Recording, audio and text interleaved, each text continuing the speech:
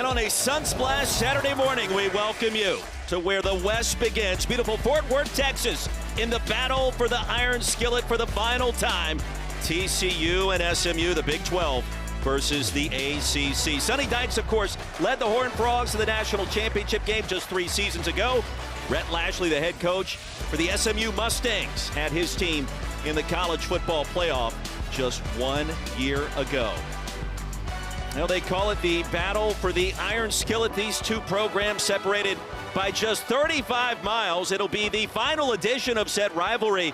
We'll talk much more about that as we get deeper into the broadcast. But to the winner today, the Iron Skillet is received. Where, in fact, is today's trophy? We check in with Taylor Davis. Well, Roy, it's down here in the end zone. TCU's already trying to gun for it. Up for grabs for the very last time. Now, I spoke to players on both teams this week about the intensity of this rivalry, and I got differing opinions. SMU players said this one is heated. We are bummed to see it end. TCU maybe downplayed it a little bit, but Roy, both of these teams come in with a lot of firepower, looking to give the Iron Skillet its permanent home after today. No question about it. Intensity at an all-time high. Super Frog also with a cameo appearance. He's Sam Macho. I'm Roy Philpott. So glad you could join us in two of the more explosive teams in America. We start with Josh Hoover, the quarterback for the Horned Frogs. Yeah, Josh Hoover is extremely poised. He's a professional. He plays as if it's his job, his full-time job. When he's in the pocket, there's something special about his accuracy. That's one thing you have to watch out for. This team loves to get the ball down the field, and they will run to do it. But he's a downfield passer. That's what makes him different. That's what makes him special. He's a captain of the team, puts his body on the line. Now, Kevin Jennings is very different. When he activates his legs, things change. It adds a different dynamic to this game. Now, I will say this. Kevin Jennings is only about 80–85%, so he may not be running as much. But when he tucks it and runs, watch out. It is ESPN College Football presented by Tums. Temperatures in the lower 80s on a spectacular Saturday. Little breakfast in college football. You can't beat it in the Central Time Zone. And just about set and ready to go at Amon G. Carter Stadium, which should be a packed house by the time we get deeper into this first half. Well, it depends on who you talk to regarding the importance of this rivalry matchup. SMU put up 66 points a year ago and a beatdown of their crosstown rival here in the Metroplex. Mustangs won the coin toss and elected to receive. 85 degrees, barely a cloud in the sky to start. And week 4, 2025 campaign underway around America.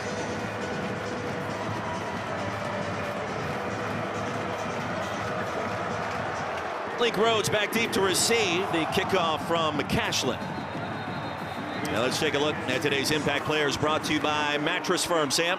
Well, I'm excited about this matchup. For SMU, it's going to be their defensive stud, Ahmad Moses. Why? He had a pick 6 in his first week, but he's a captain of this team. He's a leader. He's going to play nickel and safety. For TCU, when they're on offense, Jordan Dwyer's their big play threat, but Joseph Manjack, watch out for him as a safety valve for Josh Hoover. Why? Because SMU loves to bring pressure. So expect that matchup between Moses and Manjack and the pressure that you're going to see in this game. Great alliteration to start this broadcast. Manjack, by the way, 29 straight games with a reception.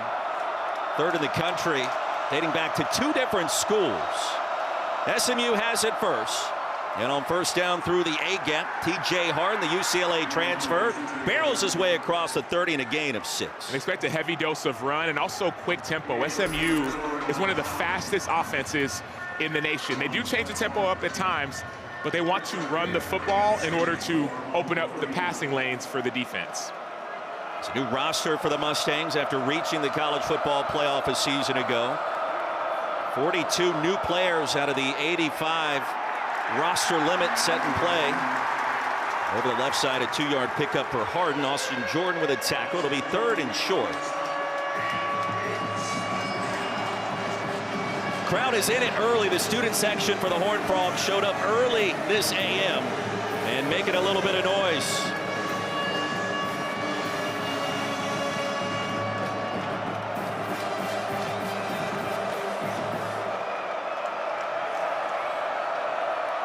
Stone Eby in motion, and here comes a penalty flag. ACC officiating crew.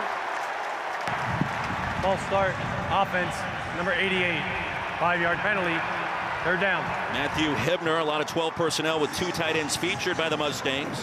That was Jerry Magallanes. And instead of 3rd and 2, they'll back him up 5, 3rd and long. It's interesting, though, Roy. Take a note of that 3rd and 2 or 3rd and short play. That was going to be a run play, an inside zone play with a tight end coming in to block. And so that speaks to the mindset of this offense. They want to be physical in a 3rd and short. Now we're in 3rd and 7, different situation, but the mindset stays the same.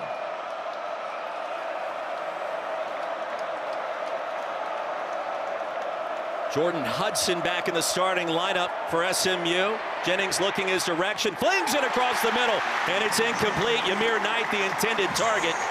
3 and out forced by the TCU defense to start with Aid with a penalty. Yeah, outstanding pressure by TCU. The penalty made it to a 3rd and obvious pass. You're going to see Kevin Jennings trying to get that ball out. We're going to see him get hit and pressured in the pocket. So you see the game plan. SMU wants to be physical early in the downs, but if it's a 3rd and obvious, TCU will bring pressure. Wade McSparron on to punt. 2-1 SMU Mustangs, 2nd year in the Atlantic Coast Conference. Jordan Dwyer, Idaho transfer, a little bit of real estate. Dancing out short of the 35. Well, it was just 364 days ago in one of the most explosive games of the 2024 campaign. A couple of defensive touchdowns for the Mustangs. Cobia and Crossley running one back early. Brashard Smith accounting for 4 touchdowns, 3 on the ground, 1 through the air. And then Sonny Dykes, the former SMU headman, was ejected in the 3rd quarter. He told us yesterday that was by accident. More on that later. In SMU with 66 reclaiming the Iron Skillet in a 66-42 victory in Dallas. First touch for the Horned Frogs. Jeremy Payne in it, running back with a crease, and a big gain. Payne racing for 21, and a good start for the Horned Frogs trying to protect the home turf. And a great block by number 51, the center, Colton Deary, where you see Jeremy Payne's speed. That's the difference about him than some of the other backs. He's got the big play ability. TCU without the services of Kavorian Barnes. Banged up, lower body injury. Catch by Eric McAllister. And the transfer from Boise State picks up another first down, a gain of 12. Yeah, he's another name that you need to know. He hasn't really gotten activated so far this year in the offense, but the coaching staff said, hey, the ball's going to find the open receiver. So far, McAllister looks like he's going to get involved early. Quarterback Josh Hoover, perhaps one name not on America's radar, supremely confident. Nearly threw an interception there into traffic. Joseph Manjack was the intended receiver, and Wacobia able to get a fingertip on it. We talked with some of the coaches staff yesterday, and they said, man, when Josh Hoover sets his feet and steps up in the pocket, he's extremely accurate. When he doesn't do that, it's going to be a problem. Only 1 interception so far this year, but last year he did have a tendency to turn the ball over. Making his 22nd career start. Off the draw, Jeremy Payne. Just a sophomore out of Missouri City, Texas, Hightower High School. He'll gain 2. Cameron Robertson a tackle, an important 3rd down. It's Scott Simons, Roy, as you know, the defensive coordinator for SMU. He's a guy that loves to bring pressure, but he said early on, I want to get a feel for the game. I want to see how we do in our one-on-one matchup. So I understand it's 3rd and 8. Those linebackers don't look like they're up close. They want to come and blitz. For the record, I didn't believe a word he said when he said he was going to wait to see if he wanted to bring the heat. And a couple penalty markers. Ben Taylor, Whitfield, some movement. Ball start, offense, number 56. 5-yard penalty, 3rd down. So we'll see if that's a drive killer based off what happened with SMU in its first touch, Sam. Correct, and I want to keep an eye on these linebackers. Oftentimes as a linebacker, you're about 4 yards off the ball, but you have a tendency, if you're going to blitz, you start to lean forward a little bit. And so my eyes are on the 2 inside LBs for SMU. What will they do on this 3rd and long? I believe it's going to be a drop back, like maybe a 4-man rush or 3. Well, let's see what SMU decides to do. Trent Battle, the running back for the Horned Frogs for the first time. Across the line and perhaps a little bit of contact into the neutral zone. Isaiah Smith and Cam Robertson both jumped.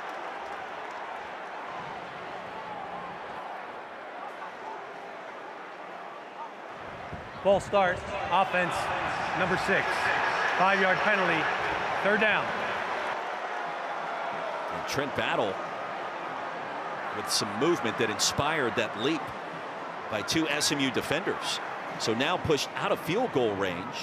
Nate McCashlin, the kicker, as Kyle Lemmerman continues to battle lower leg injury. 3rd down and 18.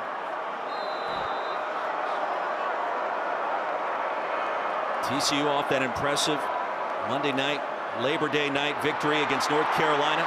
Nobody gave the Horned Frogs a chance. Here's Josh Hoover. And escapes out of bounds back into field goal range. A 13-yard gain on the ground. And let's see what Sonny Dykes wants to do. Yeah, great pressure by Cameron Robertson, number 9. And then you saw Alexander Kilgore get out of his inside linebacker position to try and get that stop. But now it's 4th, and they're staying on the field. I trust the offense, and I love the decision to try and get touchdowns and not field goals. And a good call by you with Kilgore and Zakai Barker back on the field for SMU today. Those 2 linebacker spots on 4th down and 5. Sonny Dykes electing to go for it. Battle motions out. Hoover's going to escape. Straight ahead for the 1st down. Into the red zone. Another great block, the center, Colton Deary, number 51. You're going to see him make a great block on this quarterback draw. All the offensive line wants the defense to do is to rush up the field, leave a little bit of a sliver of a lane. They got it. Here's Battle. Bundled up, sent backwards. And a short gain on 1st down. So far, Roy, I love the aggression that TCU is showing in this game. In this game, field goals aren't going to win you this game. 3 points won't do it. You need touchdowns. So go for it on 4th down. And I love the decision of a quarterback draw. What is it with college football just uniting against kickers these days? Nobody likes the field goal anymore. I got to be more accurate, man. I need to trust you guys more. Roy, Mr. Former Kicker. I like how you categorize me as we. That works. 5 runs, 2 passes to start for the Horned Frogs. 2nd and 9. Jeremy Payne, the running back. They'll switch it. A bit of a reverse. And they will sack him in the backfield. SMU was ready and waiting. Yeah, a loss of 8. Yeah, we heard from Scott Simons, the DC, said, man, this offense, you're going to see reverses. So they were ready for it. Unbelievable pressure by number 3, Ahmad Moses, the guy that we talked about, the captain, the leader. He sniffed it out from the beginning and forced a negative play. It's Major Everhart that ended up with a football. They converted 3rd and 18 moments ago, 3rd and 17 now.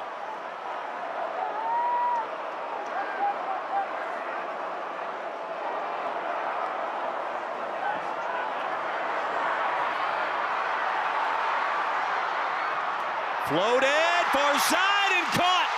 Tearing the jersey and into the end zone. Eric McAllister.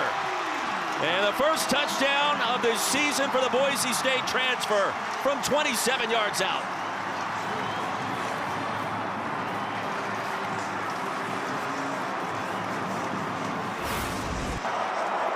Well, the ball hadn't found him yet this season, but that wasn't by design. It was just by matchups. All of a sudden, Josh Hoover sees the pressure, avoids the pressure, and Eric McAllister high points the football over at the outstretched arms of the defender and tiptoes into the end zone. Sam, you go back a year ago, 90% of his receptions went for 1st down. That time, it goes for a touchdown. On 3rd and long, Eric McAllister, some magic to start. Yeah, scramble drill done to perfection. He points to his receiver. The receiver high points the ball and then gets to the end zone for 6.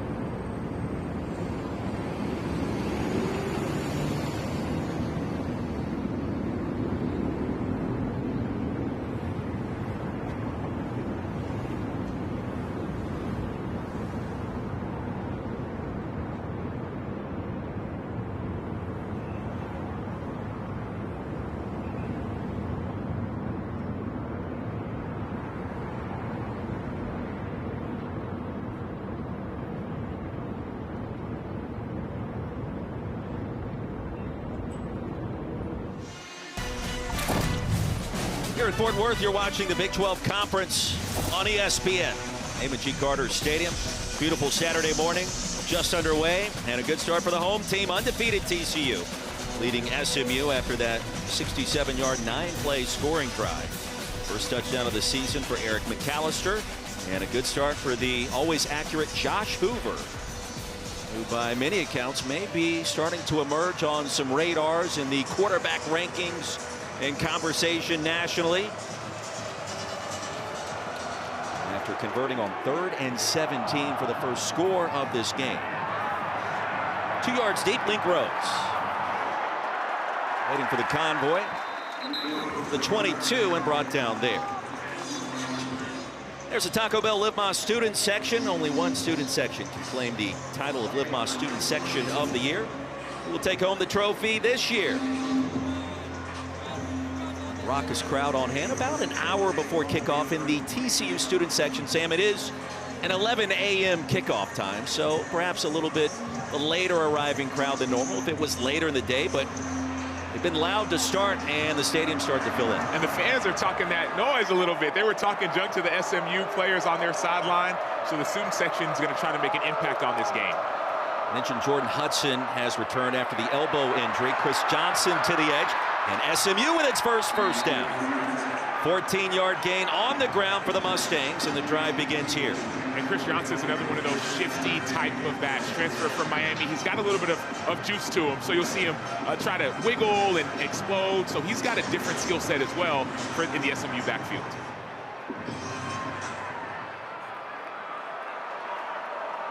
It's this game a year ago that kick-started SMU's run through the ACC and into the college football playoff. Knight went in motion. Jennings wants to throw it. Quick delivery. Link Rhodes. And Rhodes ushered out of bounds at the 46. Another first down for SMU. And that's what makes you see that live arm that Kevin Jennings has. That's one thing that makes him different. His arm and his legs. The arm is live, and the legs have even more life to them when he uses them. Here comes the tempo. Rhodes reported to campus from junior college the end of July, just starting to get acclimated. To the edge, Chris Johnson again. Outstanding speed and vision, and a sandwich out of bounds into plus territory. There's a penalty marker down at the 42 of SMU. Holding, offense, number 74. 10-yard penalty. Replay first down. Yeah, that's Andrew Chambly. He's the right tackle, getting his first start of the season. Going to see the pressure. Great job pressuring by TCU. And Chambly, his eyes are inside. He doesn't know what to do. He knows the ball's coming right behind him, so he gets lazy with his hands and instead grabs the defender and causes a 10-yard penalty. Big penalty ended SMU's first drive. We'll see if they can overcome the 10-yard infraction. Actually, it's a lot more than that, considering it would have been a first down in TCU territory. Drive number 2. And even more so, Roy, the worst thing about a 1st and 20 is that it intrudes on the mindset of the flow of the game you want to have as an offensive coordinator.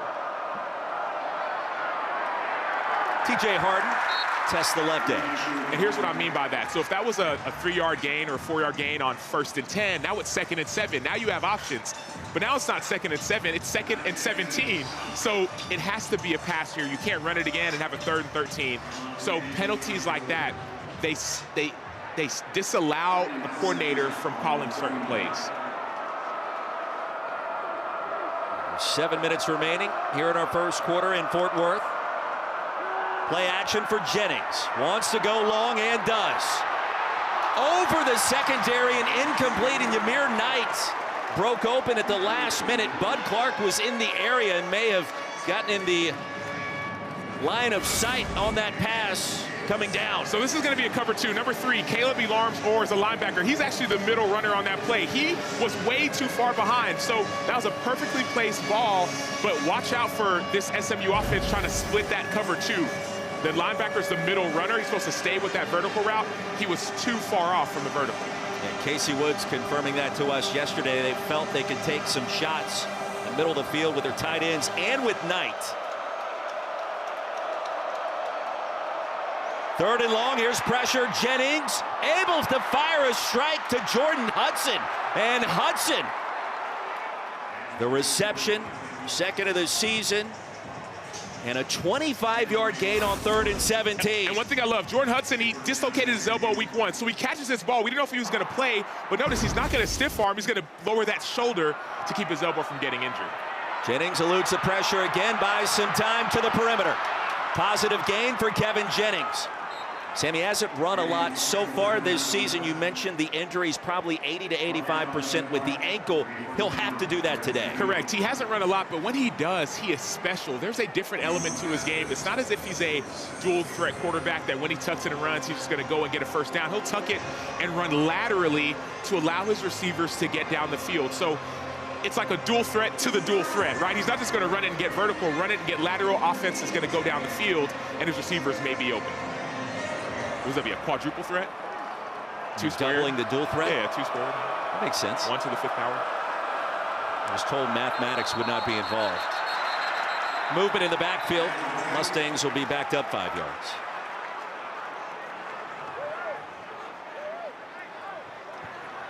Illegal substitution. Offense breaking the huddle with 12 players. 5-yard penalty. First down. Substitution infraction will be the 3rd penalty against SMU. Penalties have been an issue at times this year for Rhett Lashley's team, and we mentioned the newness of the roster. 42 new faces, the recruiting, and also the transfer portal. We talked to the staff yesterday at length, and they all seem to be pointing towards the beginning of conference play as the mesh point for this team coming together and figuring things out, and certainly that's what happened a year ago, but of course they want to win this game to get to 3-1. Martin, a jump cut, stutter step. 3-yard gain on 1st and 15. Yeah, conference play does matter, but the mentality of a player, you want to win all your games. And so I understand, okay, maybe I don't want to, Jordan Hudson, do I try to play even though I'm injured? Man, I want to play. I want to win. I don't care. It's an in-state rival. Let's find a way to win this game. So conference play is extremely important, but for in-state rivals like this, you want to win every time you're on the field. Mustangs have had field goal problems to start this season. 2nd and 12, Jennings to his right. The pump fake, the fling. And the grab was made for a first down by Jalen Cooper. So the talented freshman, Casey Woods told us, is a manipulator of space. Picks up the first. Yeah, he's a true freshman out of Cibolo who's got elite quickness. Off the chest of Jennings, and the sidearm toss is incomplete. An awkward snap ends in an awkward delivery, 2nd and 10. And Jalen Cooper, to your point, Roy, had to step up and carry a bigger load when Jordan Hudson got injured. Now they're coming in for one another. Look at Jennings just staying alive, finding his receiver. That's the thing about we talked about with his legs. He's not going to just tuck it and run it vertically. He's going to run horizontal to allow his receivers time and space. 10th play of the drive, SMU in the red zone, 2nd down.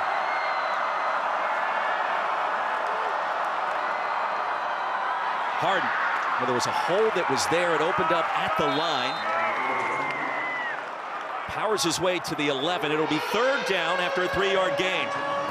So we talked about the field goals versus touchdown situations. In my opinion, no matter what happens, this is a 4-down territory. You have 2 more plays to get this first down. I'm not saying that you run the ball on 3rd and 7, but I am saying that you need touchdowns in this matchup. Field goals will not cut it.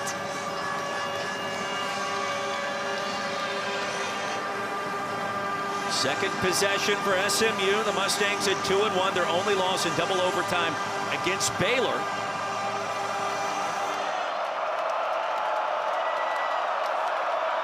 Hibner in motion, Jennings the other direction, front pylon, and incomplete.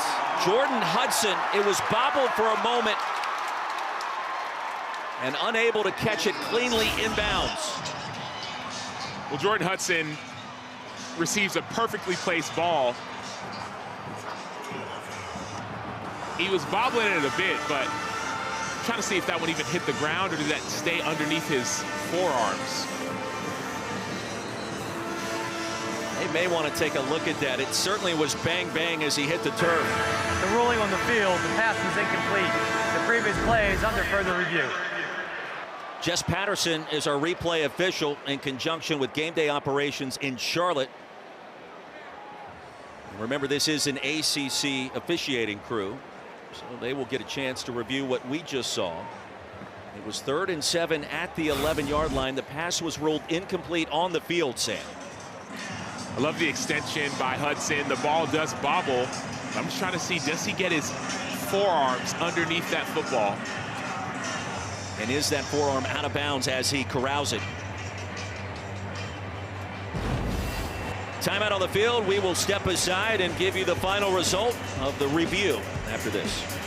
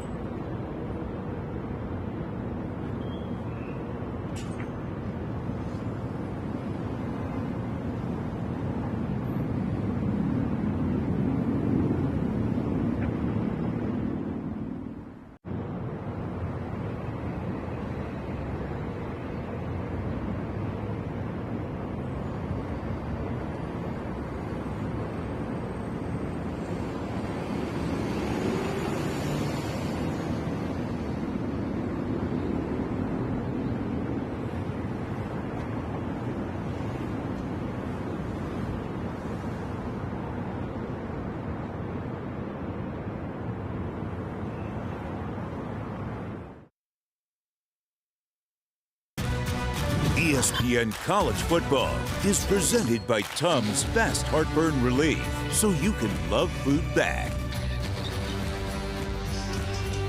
Well, a great crowd and great atmosphere back in Fort Worth. Fear the Frog, as they like to say in these parts of the Metroplex. Different story just 35 miles away for SMU and Rhett Lashley.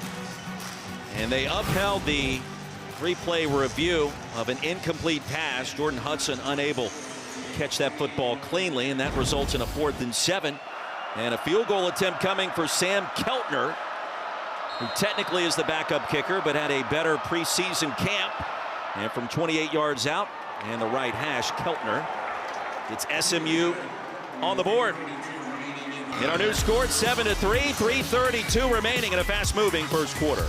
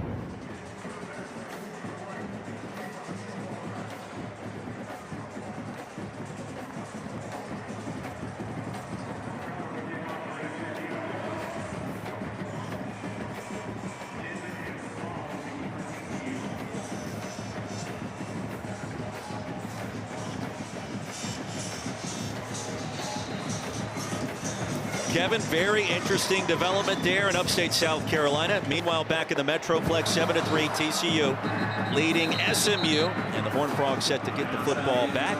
So we take a look at today's More Than a Home team, brought to you by Cracker Barrel. The Frog Walk earlier today, getting this TCU fan base ready to go as the team enters Raymond G. Carter Stadium. And everybody making sure that the I's are dotted, the T's are crossed. Jeremy Payne will get a lion's share of the carries today with Kaborian Barnes out. Getting loose and staying loose in that TCU locker room. Meanwhile, Josh Hoover back on the field. Converted the touchdown on 3rd and 17, and that pass ripped out of the air and sent down by Cam Robertson. Great play by Robertson. One thing about this SMU defense, you do notice their size. I was down on the field. I was walking back up to the booth, and I was like, man, these guys are big. These guys have a good amount of size to them. So that's what they're trying to build as they've transferred into the ACC. And Robertson from North Texas. We have a Purdue transfer and also one from Mizzou among that front four. 2nd and 10, Hoover under duress, fires it into traffic, and Payne bounces his way for the first down. 12-yard gain. We just saw him in the locker room, now on the football field. Making the most of his opportunity. He's getting a chance to have more carries, and not just in the backfield as a runner, but also as a receiver. The coaching staff said he can do both. So expect him to get not only the lion's share of touches as a runner, but also out of the backfield. Fake it to Payne, and Hoover sails it out of bounds looking for McAllister.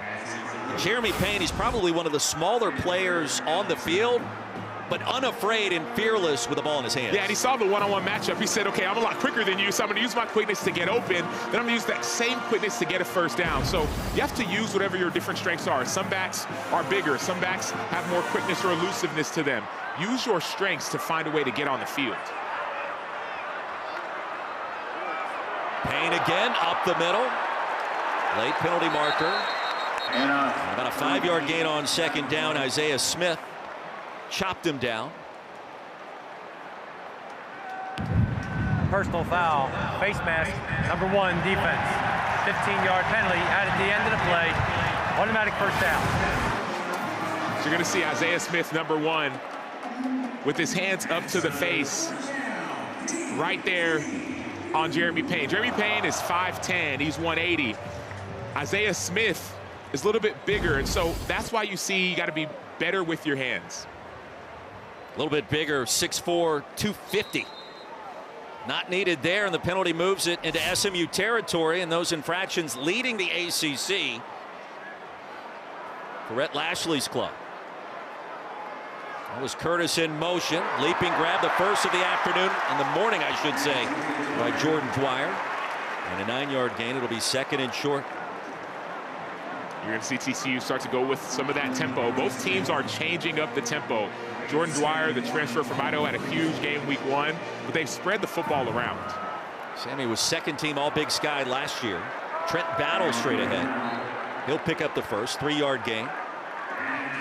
TCU has been crispy on offense to begin today. They have. They've been extremely efficient, and I understand they love to mix it up a little bit, but I wouldn't be afraid to take a shot right now. You're in that high red zone area, so you have space to be able to take a shot down the field to one of your stud receivers.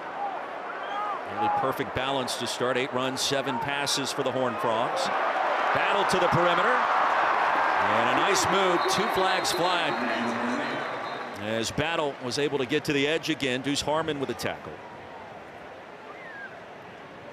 And a holding call when they gave that run. Offense, number 60. 10-yard penalty. Replay first down. It was Cade Bennett, the senior, transfer from San Diego State. And crazy enough, this actually gives you a little bit more space to maneuver. You know, when you take these shot plays down the field, you usually take them between your 40s. Well, now you're at the 41-yard line. I understand 1st and 20, you want to try and get half of it back, but I wouldn't be afraid to take a shot because this is that shot zone. A lot of dirty laundry on the field to start. 7 combined penalties. 1st and 20 and a 4-point game.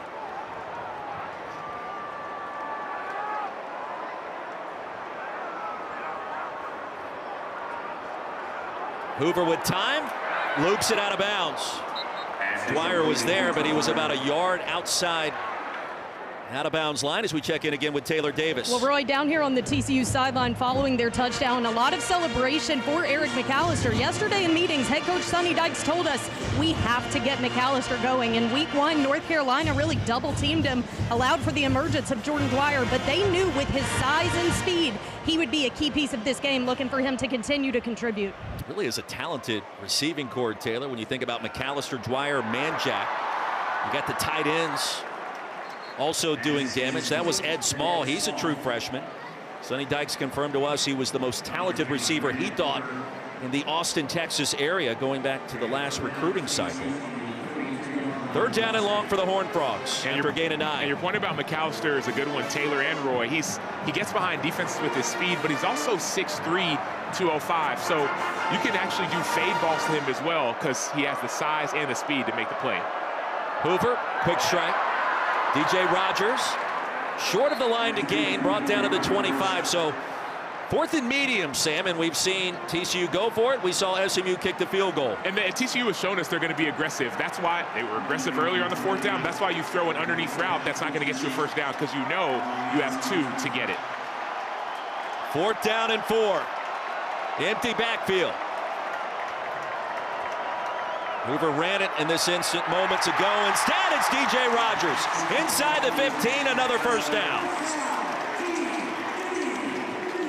So the ball has to come out quick when you're expecting pressure. Josh Hoover knows that. You're going to see this pressure on the inside. So what DJ Rogers does is just replaces the pressure. And inside linebacker blitzes, just throw it right behind him. This is the end of the first quarter. 15 minutes in, TCU, a 4-point lead, and on the move to start the second when we come back.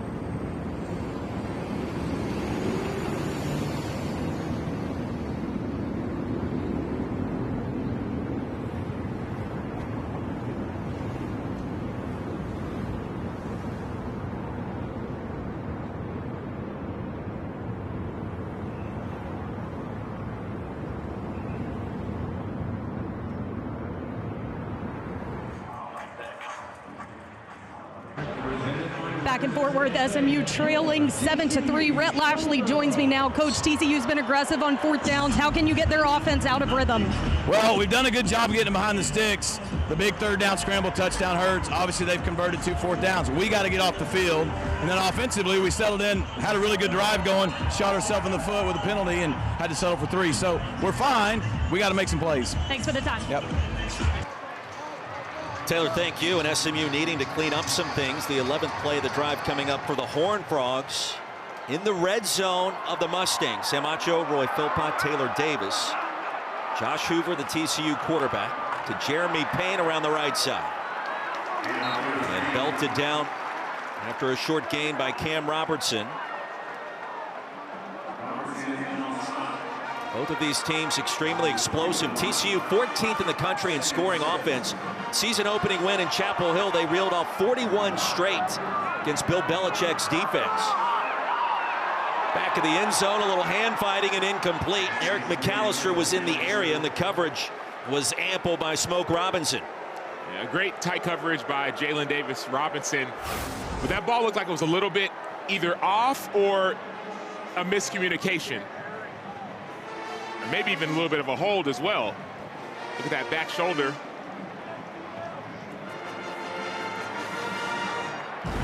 McAllister already with the touchdown. Get TCU on the board earlier. 3rd and 6. Clean pocket for Hoover. Jeremy Payne into the end zone. And it's that easy for Josh Hoover, his 2nd touchdown pass of the day.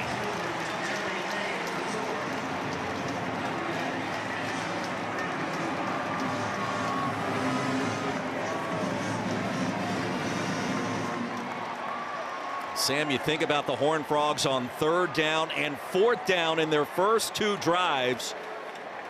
Led by Josh Hoover, he has been electric, and TCU's offense on point. Cashlin on for the PAT. And both of Hoover's touchdowns coming on 3rd down.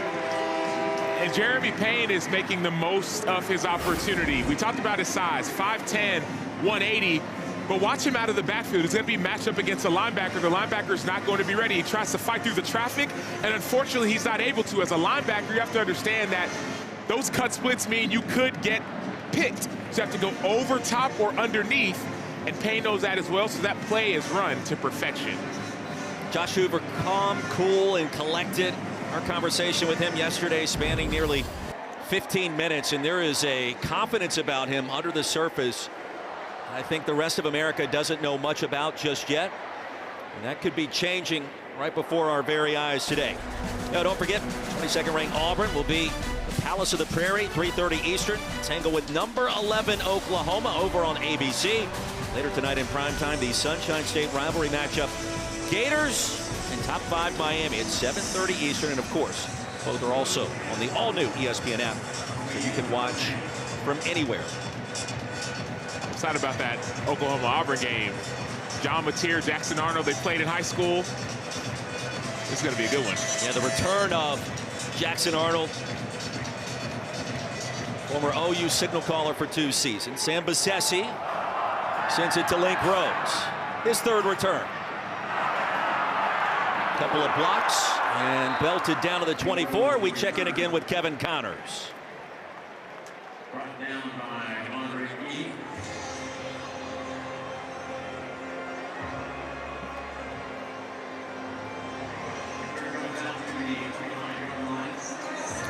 Wesco, a Texas native, back here in Fort Worth, and SMU gets the football back. Sam Acho, Roy Philpott, Taylor Davis. Anything you want to see differently from SMU outside of cleaning up the penalties? I want to see them get back to their tempo. The first couple games of the season, they operated in a faster tempo. They've slowed it down this time. I want to see them put a pressure back on the defense. Harden, the running back, coming in from Westwood after 3 seasons at UCLA. Elam's Orr, the tackle behind the line, the TFL, and a loss of 1. And it wasn't just him, it was also defensive tackle number 92, Ansel Dimba. He's a transfer as well, Pat from Washington State. This defensive line is impressive for TCU. That's why the run game hasn't been effective so far. First down plays for both sides haven't been electric just yet. Off the screen, Romello Brinson. Well, the Miami transfer.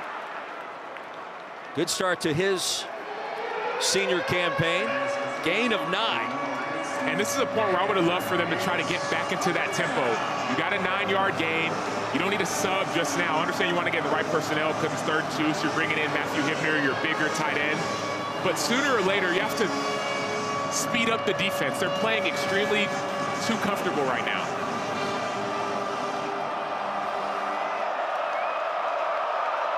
Mustangs wanted to run it on 3rd and 2 earlier. Guess what? Another penalty. Kevin Jennings pleading his case, indicating something happened in that TCU defense.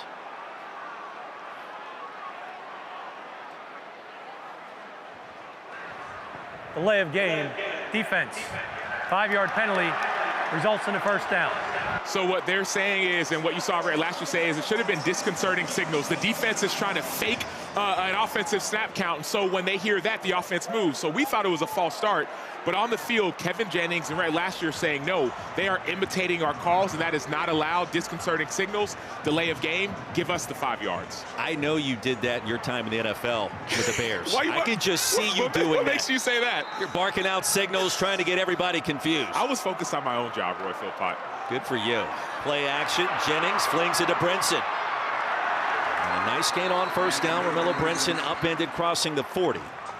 It's Kylan Jackson was able to twist him down. Now, I did do it on special teams. When I was on field goal block, my coach told me, hey, man, as soon as they do their little snap count, you jump backwards and get them to lose 5 yards on the field goal. So, yes, I did it on special teams, but not on defense, man. Give me some credit. 2nd and 5. Jennings wanted it all, sidearms it nearly out of bounds. And it was TJ Harden right off the hip that grabbed it. Not much doing. It'll be 3rd down. Yeah, and the back end of the TCU defense is doing an outstanding job. You saw Kevin Jennings trying to look off the safety, and the safety doesn't bite. The Jennings out is going to be the left. Boom. It doesn't bite. So he tries to run, then he goes to his outlet. The defense, everyone on that defense is in the exact perfect position, not getting fooled by the quarterback's eyes. Jennings almost went full Gene Garber with the delivery, almost a submarine right-handed toss. And this is the Colby gets excited about a play like that, Sam. 3rd down. Some time for Jennings. He'll buy as much as he can off the pump fake again. And Jennings upended hard right at the line to gain. Kylan Jackson laid the lumber. About a yard shy of the first down for SMU. And it started with the pressure by Devin Deal, but I don't think we have to say it. You got to go for this one, right? Like, it shouldn't even be a question, nor should it be a conversation. They're bringing in some big people, some tight ends into this matchup. SMU, I would bring in the big guys and then throw a play action to the flat.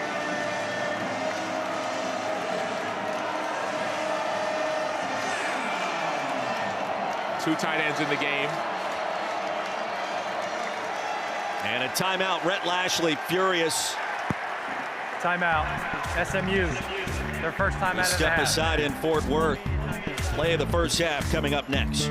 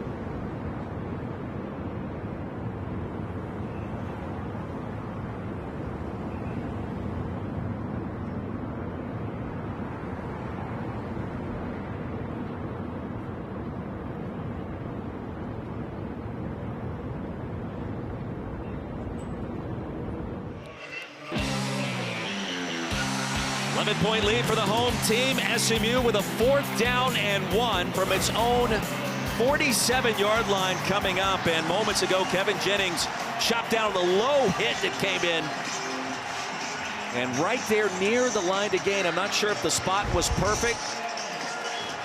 Analytics tell you to go for it on 4th and 3 or less. But the question is where? Are you going inside zone? Are you attacking the outside? I don't trust my offensive line right now to go inside. I want to attack the receivers.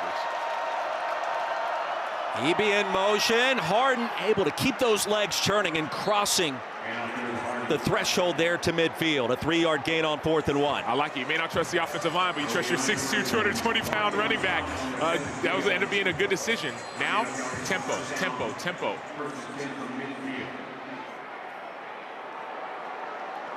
This capacity crowd quiets for a moment. Jennings, double coverage.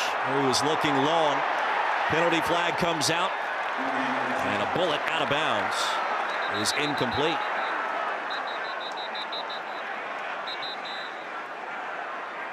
And a holding call coming against SMU. Hopefully everybody on the sideline is okay. Holding. Offense, number 59. 10-yard penalty. 1st down. Sam, in a game that begins with this many penalties, what can you do as a leader or as a coach to make it stop? Well, it's hard because this is SMU's DNA. Last year, they were the most penalized team in all of college football. They got the most accepted penalties on them. This year, they've started off the same way. So it's not like there's going to be a rah-rah speech that's going to help you. It's the penalties and the yardage on those penalties that is hurting SMU. TCU's been penalized as well, but they've been able to overcome. SMU keeps on making the same mistakes. Second holding call against the Mustangs. D'Amico Green on the field for the first time. The freshman from Conroe. He'll fake it his direction, swing it outside to Brinson. Looking for one blocker. He'll make something out of nothing crossing the 40. And that's about it. A great job by Jamel Johnson, the safety, making that tackle. You'll see him in the middle of the field. We also see him out in the flat. So the defense is playing sound. The offense for SMU, they keep on putting themselves in nearly impossible situations.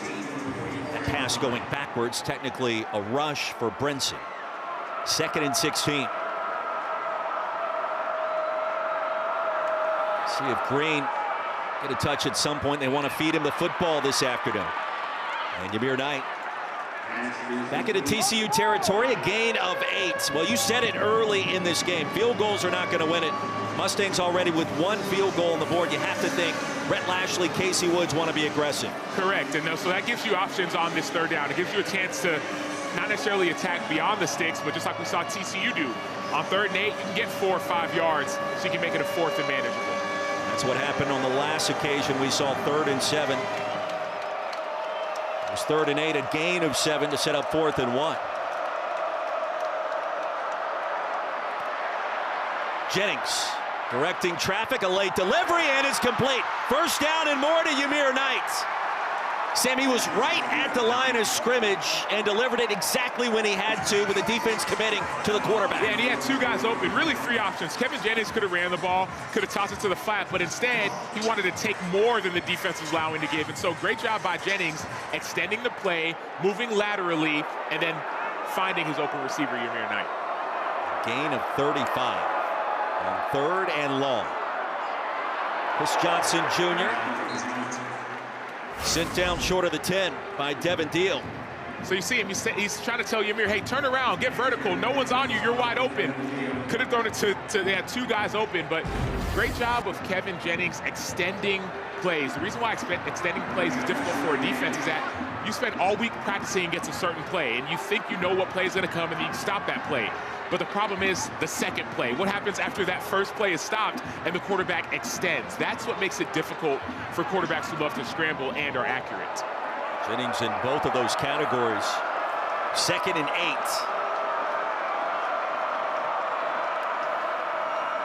In and out goes Knight. Jennings, another pump fake. Matthew Hibner, his first grab inside the 10, and that's it. Will Johnson, an outstanding tackle in the lower body, a high five, and it's third down. Yeah, Jamel Johnson, 6'1", 200-pound junior from Arlington, Texas. He is everywhere on this defense. He's in the flat, making tackles. He's keeping Jennings from throwing the ball down the field. That's why you haven't seen any explosive plays for SMU. But more than anything, it's his job on third down to get the defense lined up and make sure to keep them out of the end zone.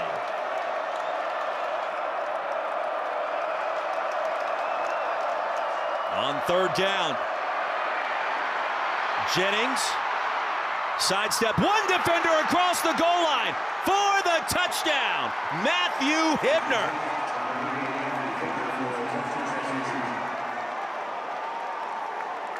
Kevin Jennings extending that play, and with a defender on his ankle, finds a way.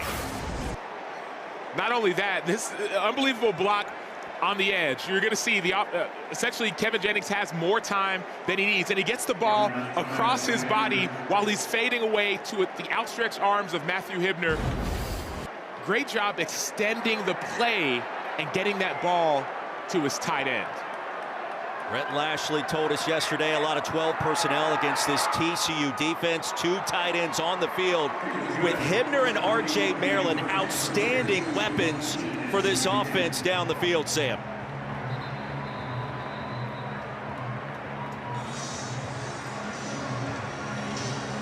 Check the penalty on the PAT after a perfect drive by Jennings. Flag came in late. Make it 14-10.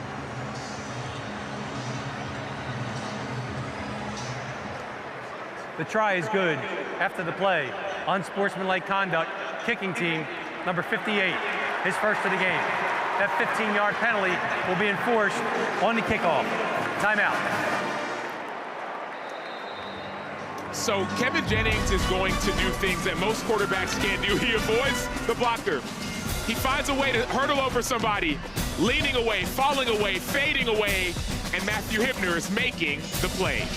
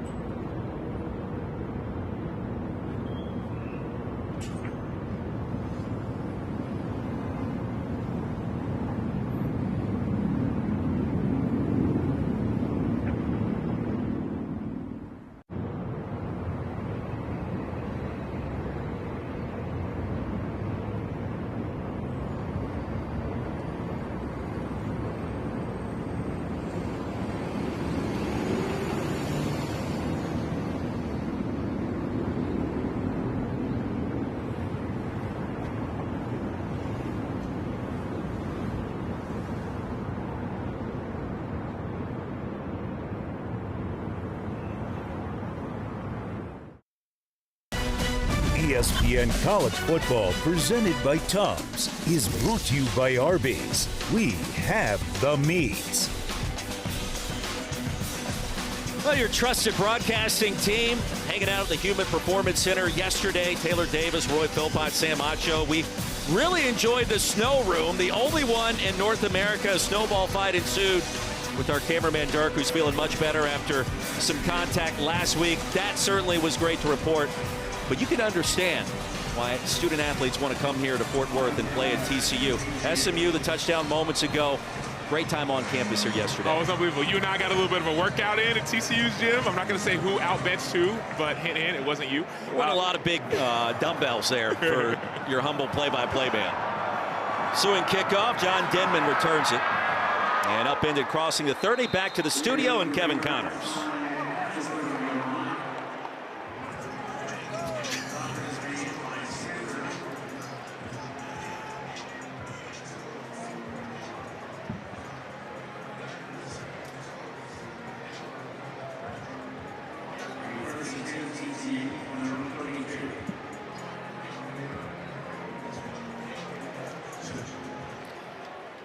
Kevin Connors, I appreciate the vote of confidence. Meanwhile, what is happening in Clemson, South Carolina? Dabo Swinney paying back Fran Brown for what occurred at the end of the last regular season.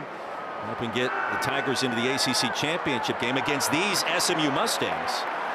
Off the swing, Manjack racing out of bounds short of the 40-yard line. And Roy, to your point, I've been a little bit surprised by the Clemson defense. I know Manjack had an outstanding play, and he's going to be a key piece in this game, but that Clemson defense hasn't played as good as we thought they would under new defense coordinator Tom Allen. What about Cade Klubnik? I mean, he clearly has regressed under Garrett Riley this season.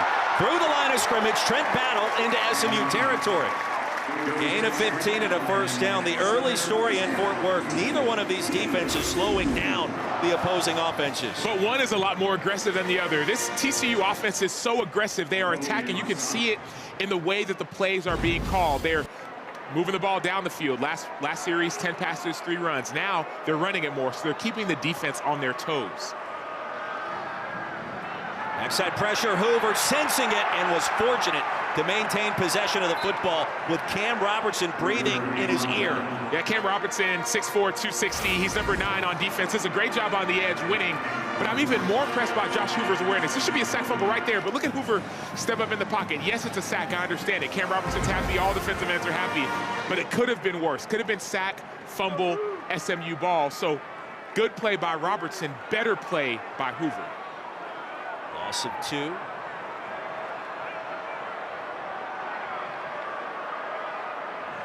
Second down and 12. Hoover again, sensing the pressure again. Penalty markers fly on the opposite side of the field as Hoover escapes out of bounds near the 43. DJ Rogers was in the area where both flags came in flying as Hoover took off. Holding, defense, number 3. 10-yard penalty added to the end of the run. First down. 7th penalty against the Mustangs. We still have 5 minutes to go in the first half. Yeah, this is embarrassing, Roy. I mean, like, how do you think you're going to win a game if you keep on beating yourself? And it's not this, okay, guys, we got to stop penalizing. It's like you got to talk about this stuff in practice every week, every day, because these penalties are tilting the field even more in TCU's favor. Look at them. They're just walking down the field, not even having to earn any of it. You have to be more disciplined if you're SMU, if you want to be competitive and win games like these. Frogs on the move again. Rhett Lashley back to the drawing board on that SMU sideline. This Iron Skillet rivalry game. 104th meeting between these two. Sonny Dykes said yesterday, didn't even mention the words Iron Skillet this week in practice. It's a trophy that goes to the winning school of this game. Hoover on the move, a low delivery. Ed Small. Positive gain. Right near the sticks.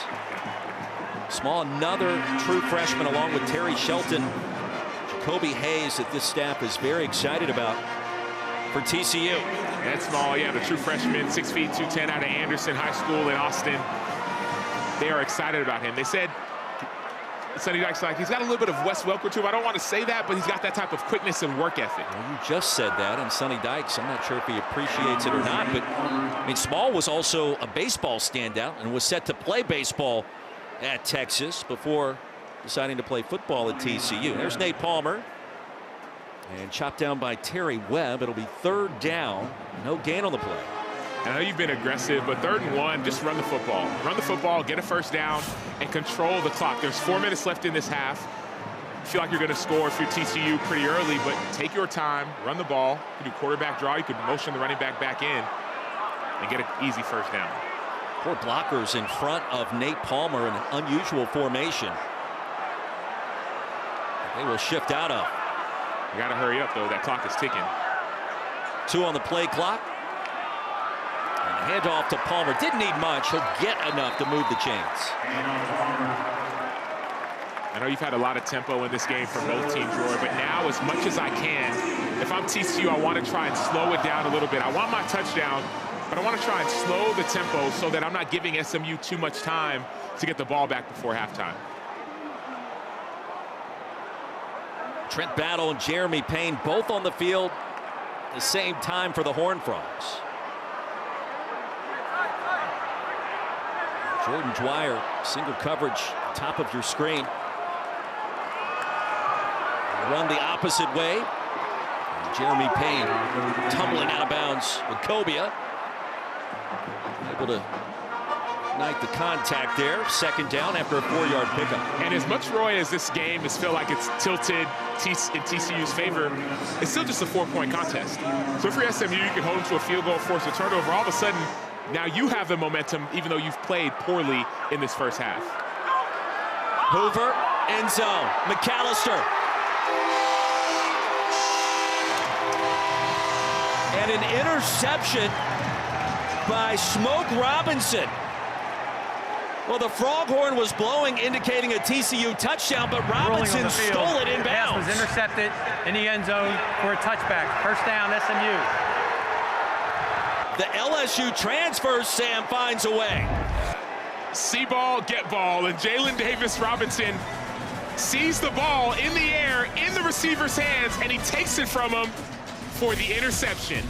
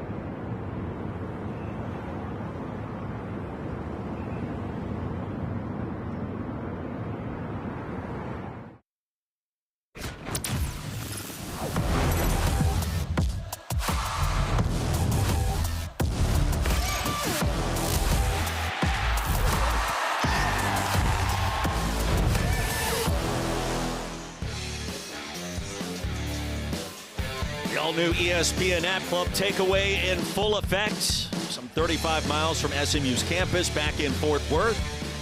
And that defense led by Scott Simons recording its 9th takeaway of this young season. That leads America.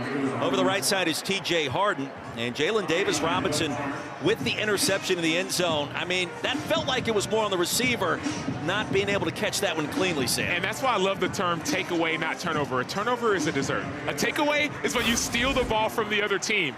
That's exactly what that was.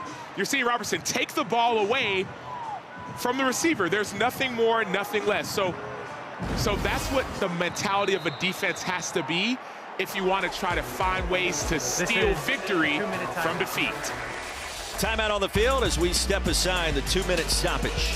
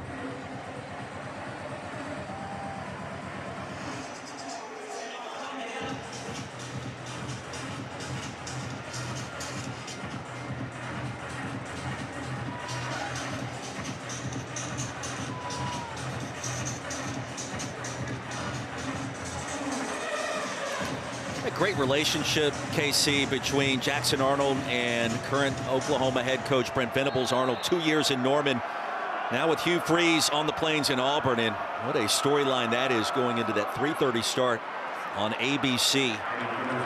Massive tilts in the SEC between unbeaten programs. Meanwhile, SMU, 8-yard gain by TJ Harden. That's a first down. Devin Deal, the tackle. Mustangs in search their first lead of this ball game. They've got 2 timeouts to work with and plenty of time. Jennings to Harden. Another first down. Into plus territory. Harden still on his feet. Still alive. Charting the legs. Brought brought down at the 35. Give him 30. And how about the yards after contact? Well, he made two guys miss. Nnamdi Obiazor, number 1, misses a tackle. And then you're going to see Caleb Elarms Orr. When you have a 220-pound running back in the open field, it's a problem for most defenders. A couple of defenders went on a ride that time. Jennings harassed, up for grabs and out of bounds. Elarms Orr with the pressure again. And even with that pressure, Roy, I love the tempo. I love the tempo that we're getting. This is a tempo play. Huge run, making guys miss, running people over, showing the mentality that you have for this football game. You're a linebacker and you get trucked like that. What does that do to you? I wasn't really getting trucked like that, my friend. I just, I had a mindset about you, you know what I mean? I did get stiff arm one time in college when I played A&M. It hurt my feelings, but. Hurts the pride. Hurts the pride. A rare occasion for the nearly 10-year NFL veteran Sam Ache. Hesitation on the run by Chris Johnson Jr. Jamil Johnson stopped him after a gain of 3. Clock churning. 2 timeouts for the Mustangs here. But I love this. It's still that muddle huddle. All the offensive linemen are on the ball. You might sub 1 or 2 guys in, but you're not in too much of a hurry. Taking your time. You know that TCU is going to get the ball to start the half, so you don't want to give them an extra possession. But this is a critical 3rd down.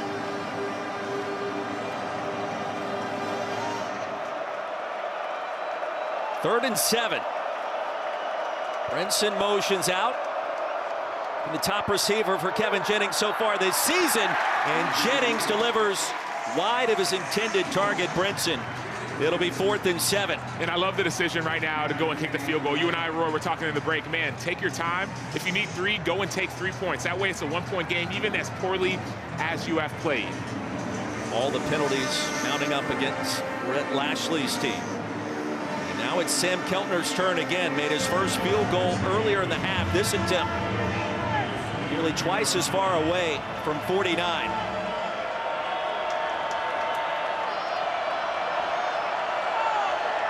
Keltner from Keller, Texas. Redshirt freshman and the backup kicker to start this season. Keltner stoinks it off the upright.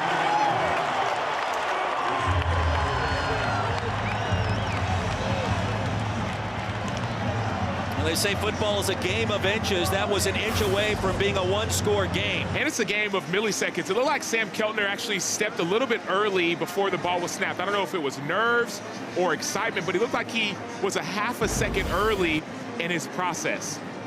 Place kicking has been an issue all season long for the Mustangs. First it was Colin Rogers. He's just 1 for 4. And now Keltner is 1 for 3 to start. And now TCU. 30 seconds to go and all 3 timeouts remaining. Yeah, this is what Josh Hoover lives for. He's an experienced quarterback, end of half situation. You practice this all the time throughout the week. Off the spin, the play action fake. Dwyer shoved out near midfield. They'll give him the 46 and that's it. The pressure by Robertson, a gain of 14. Yeah, but one thing that Josh Hoover did in that is he stood in the pocket and accepted the hit from Robertson. We talked to him yesterday. He said, man, one thing I want to be known for is that I will take a hit for my team. I will sacrifice for my teammates. So Hoover's decision to stay in the pocket, his willingness to accept that hit is what made that play work.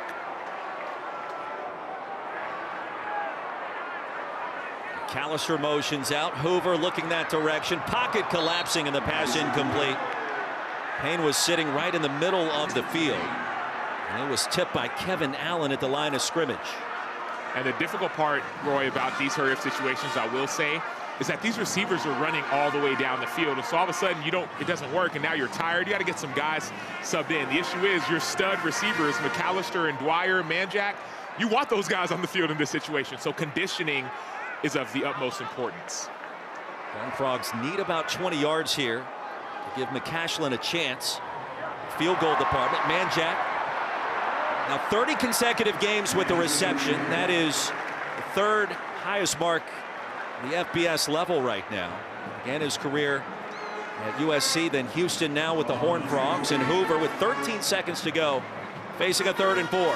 Correct, and I would expect another one of those crossing routes. You don't need a touchdown right here. You can take a first down, then you would call a timeout. You'd have time for 1, maybe 2 more plays. So crossing route, get that first down, maybe go to Manjack again. Joseph Manjack. What a name. Great name for a receiver. On cue, he drops it. The crosser and sandwich between two defenders. Wachovia was closing quickly with Ahmad Moses. Yeah, Isaiah Wachovia made that play. They went back to Manjack, went back on a crossing route. It should have been a catch, but Wachovia did not care. Moses was trailing, but Wachovia attacked the football and forced the incompletion. So on 4th down, 9 seconds to go, Ethan Crawl, the TCU punter, on the field for the first time today. That's a win for the SMU defense.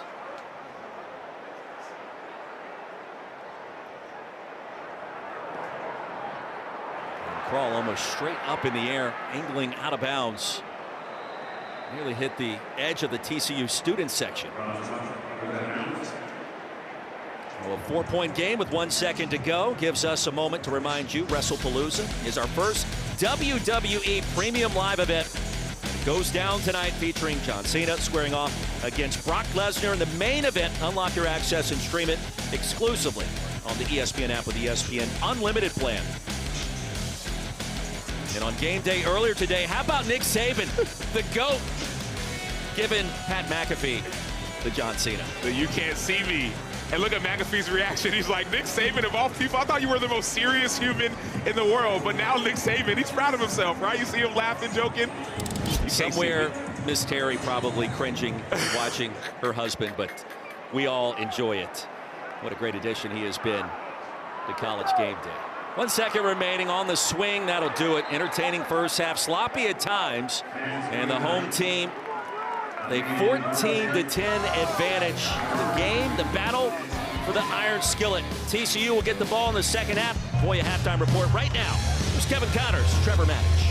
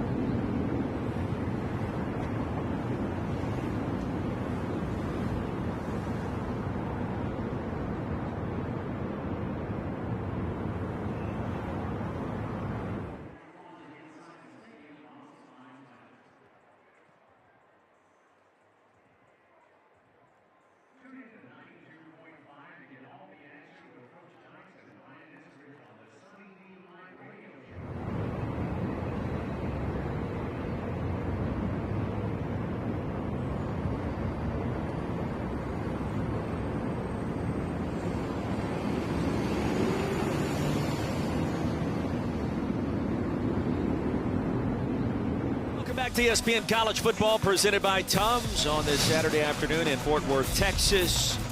TCU leading SMU 14-10. Start of our third quarter as we take a look at our first half stats.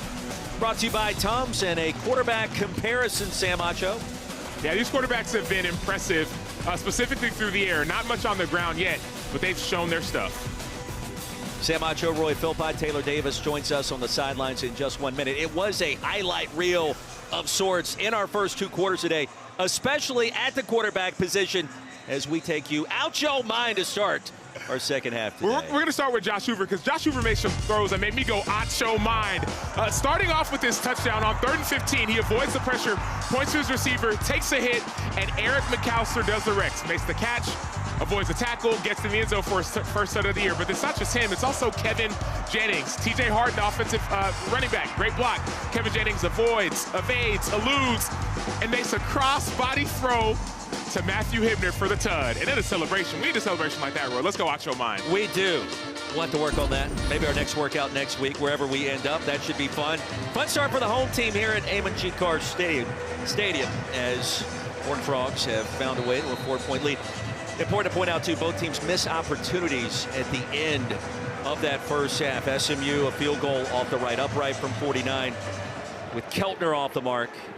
And TCU with a chance, a drive that was thwarted near midfield as Denman chopped down at the 25. Taylor Davis caught up with both head coaches at halftime. Taylor? Yeah, I did, Roy. I'll start with TCU's Sonny Dykes, who told me he was feeling good until the last 4 minutes of that half when his team's execution went down. He said, I'm putting an emphasis on how we start this second half, being that we received. He said the turnovers will be crucial. 5 turnovers for TCU in this matchup last year. He was putting an emphasis on that at the half.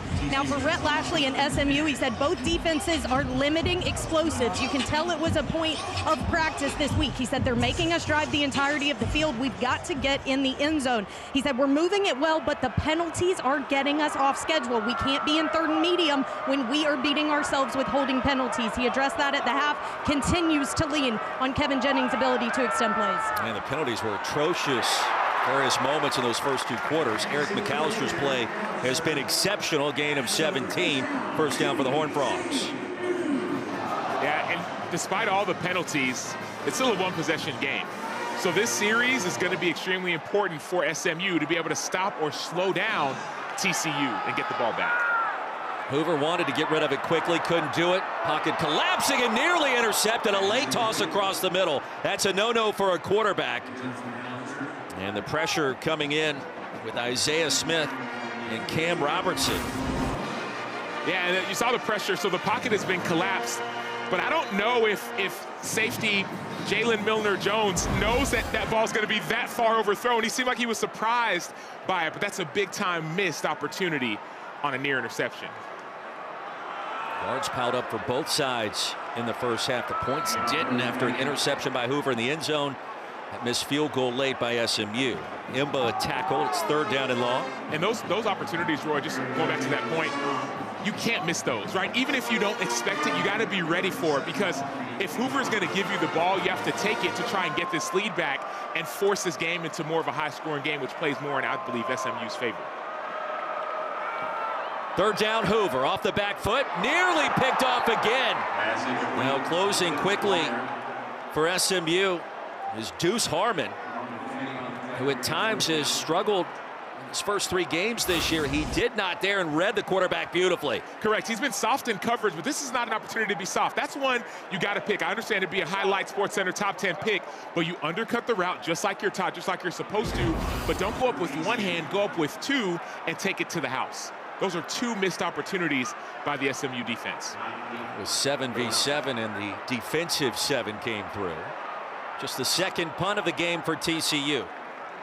Fair catch made by Ymir Knight. Mustangs get it back. Just underway in our second half.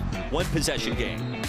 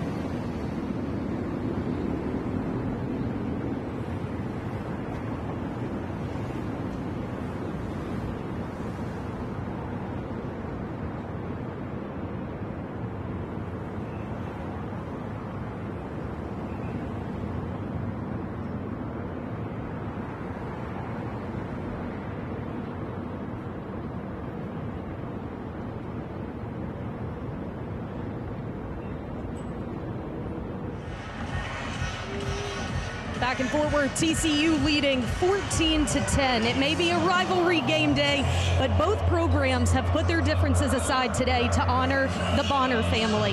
Lila Bonner tragically lost her life at just 9 years old during the July 4th flooding at Camp Mystic.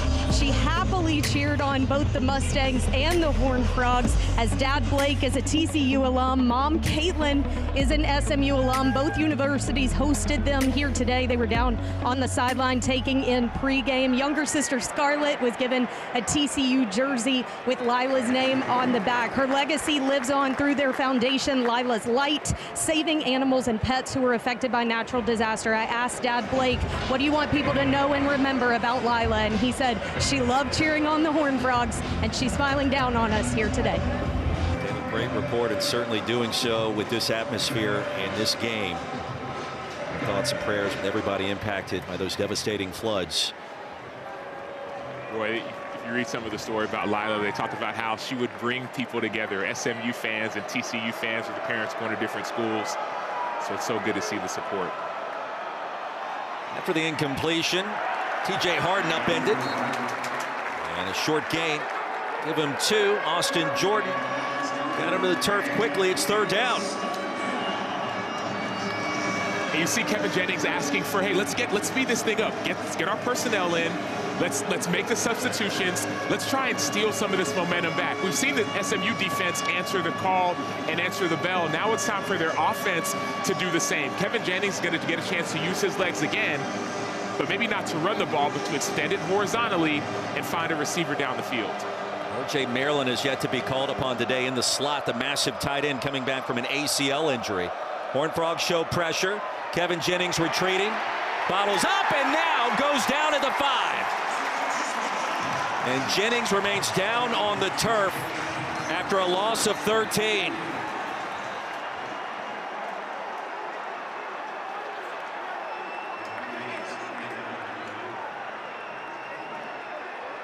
Remember, battling the ankle injury.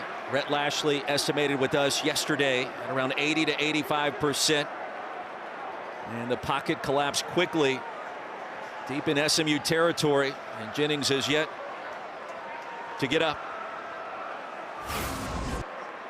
Yeah, you're going to see the great pressure by Deal and by Elarm Zor, the linebacker, 6'3", 230. But the tough part about that hit is that Jennings didn't even see it coming. I was talking to E.J. Manuel, first-round pick quarterback, played at Florida State. He said the worst hits are the ones that you don't see because your body's limp. As you see, Jennings is limping off the field. So we'll keep an eye out on that as this game progresses. Well, the offense would change if Ty Hawkins was on the field. You see Jennings' numbers so far. He really hasn't been called upon to run the football early in his redshirt junior season. Ty Hawkins certainly a dual threat. Has to be thinking about what could be coming, and we'll check on the status of Kevin Jennings. Wade McSparron on for the Mustangs, standing deep in his own end zone. End over end to Jordan Dwyer. Falling backwards, will catch it cleanly. Outstanding field position for TCU and Josh Hoover. Our final Sunday night baseball matchup of the regular season, an important clash between Seattle and Houston. Top 2 teams in the AL West, 7 Eastern, 4 Pacific. On ESPN, ESPN Deportes, also on ESPN Radio, and our coverage begins at 6 Eastern on ESPN2, right here with Baseball Tonight. Sunday night countdown. You see the Mariners after a 4-0 win last night. Right there at the top, and a 1-game advantage over the Houston Astros. Rangers, of course, play their ball just down the street, right in between Fort Worth and Dallas. Best starting field position of the game for TCU by some 14 yards.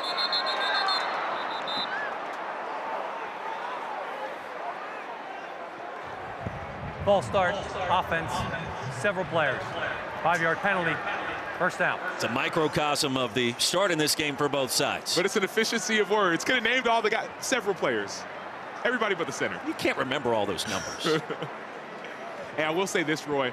It seems as if the mindset has changed. SMU's defense is playing a lot more aggressive this half. TCU offensively hasn't been able to get anything going. So I believe you need to go to Hoover and trust him to spark the offense. Battle for the iron skillet. Hoover zips it incomplete to McAllister.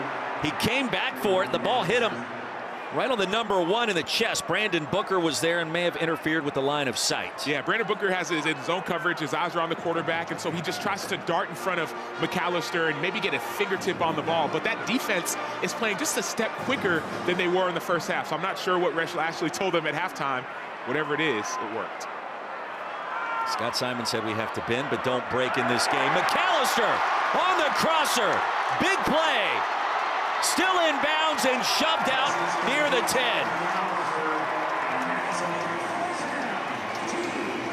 Bend but don't break. That might have been a little bit too much bending. You see the time in the pocket for Josh Hoover, and it's a zone, and they just right in between that zone. That's a dig route right behind both linebackers, and that's a soft spot of the defense. Every defense has one soft spot.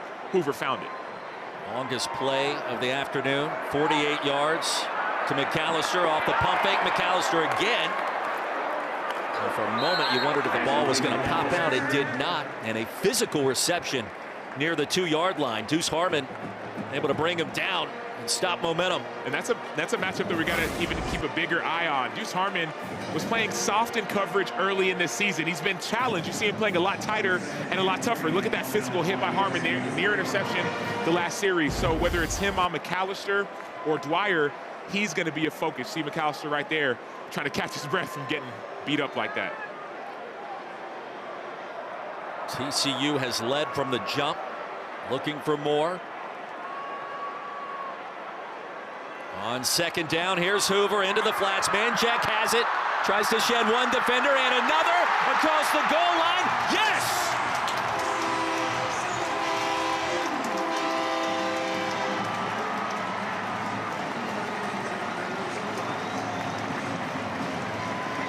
A man amongst boys, Joseph Manjack IV found a way into the end zone. And there was an opportunity to stop him. Jaden Milner-Jones had a chance to make a tackle, but he didn't. Try to hold on for dear life, ask for some friends to come.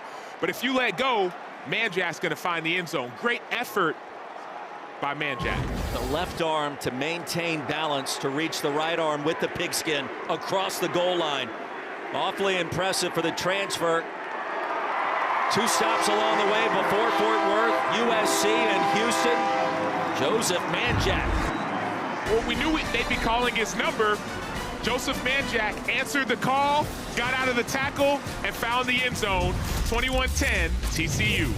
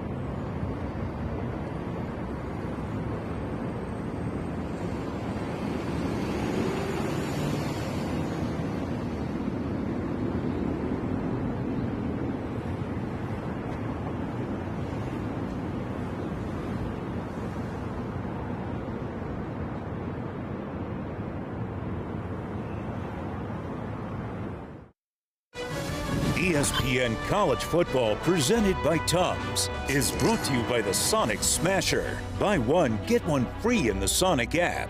Live free, eat Sonic.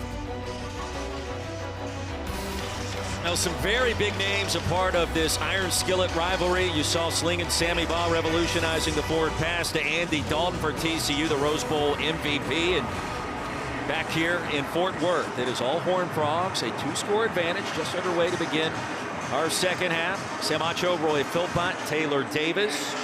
Raymond G. Carter Stadium, the place to be, in a great atmosphere. Fort Worth, they call it Funky Town. This crowd has been on point to begin. Final edition of this Iron Skillet rivalry, meeting number 104 between the two sides. Through the end zone, Taylor Davis, what is the latest with Kevin Jennings? Well, Roy, he's taking the field right now, but he did spend time in the medical tent. They were evaluating that left leg. He came out, gave 2 thumbs up immediately. The trainers had him do some walking and jumping along the sideline. He was fine with it, gave more thumbs up. The guys watching him walk onto the field just now, he is favoring that left leg. He's walking with a bit of a limp, so even ahead of this hit, the coaches told us he may be at 75% in that regard. Definitely something to keep an eye on, as it's a huge piece of his game. It's a quarterback that led SMU to the college football playoff a season ago, off to a good start today. Highlight reel touchdown toss in the second quarter of this game. ESPN College Football presented by Tums on first down. Over the right side is TJ Harden. Sam, the defense has so far been maybe a step ahead, or faster than the offenses in a track meet that we expected. It has not materialized just yet. Well, part of it's because the defense may be a step ahead, but the offenses are stepping back. They're penalizing themselves. Both offenses have holdings or false starts that are causing them delay. Jennings fires it to Jordan Hudson. Hudson back with the injured elbow on play 1 of this season in Chapel Hill. Give him 3 yards, and quickly it's third down. And the difference in this third down than others is Kevin Jennings. In the past, he'd be able to run laterally and maybe even run for a first down. That last play, he wasn't, at least, didn't look excited to try to move out of the pocket. And it was against East Texas A&M, not at UNC, where TCU won that season opener. Third down and 6. Pocket is there. Safety valve is too. TJ Harden going to be stopped about 2 yards shy of a first down. And a late flag comes in on the TCU sideline. A little extracurricular activity.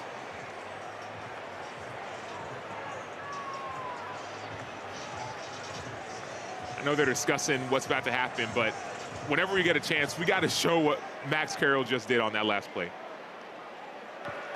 After the play, unsportsmanlike conduct in the bench area, TCU number 33, 15-yard penalty, automatic first down. That's number 33's first unsportsmanlike conduct foul of the game. And you mentioned Max Carroll, the sophomore from Memphis. Let's see. Well, one-on-one open space, has to make the play. He makes the play. That is the textbook. You can't do any better.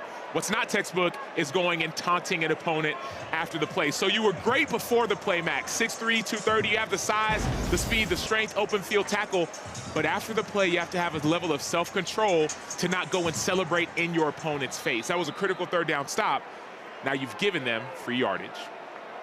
What would have been consecutive 3-and-outs forced by this TCU defense. Play caller Andy Avalos. Great job he's done. RJ Maryland, first time we've called his name, and the tight end back from the ACL tear. Close to another first down. In fact, give him 10, and the drive continues for the Mustangs. Correct, but TCU defender safety Jamel Johnson could have intercepted that ball, but he didn't know what to do. He saw the 6'4", 240-pound tight end. He's like, man, I can't go around him. He's too big, he's too wide. I can't go through him. He's too strong. So that was the size of RJ Maryland is what stood out on that play. Great to see him back and healthy. Kevin Jennings across the line of scrimmage. Now will run it. Bad ankle and all, no problem. A first down inside the 30. That's brave, man. I mean, like you could tell he's not running at full speed. That looks like 75% of Kevin Jennings. But to not slide, to not go down, and to say, you know what, I know I'm injured, I know I'm hurt, but I'm going to play through it for my team. That speaks to the leadership and the confidence that he's going to instill in everyone else. He wasn't looking to get out of bounds there either. No, nor was he looking to slide. He could have slid at the first down. He could have slid when he saw defenders, but instead he ran through contact. And so I'm impressed by that, but I think his teammates need to now step up for him if they know he's going to put his body on the line for them. Pop pass to the edge.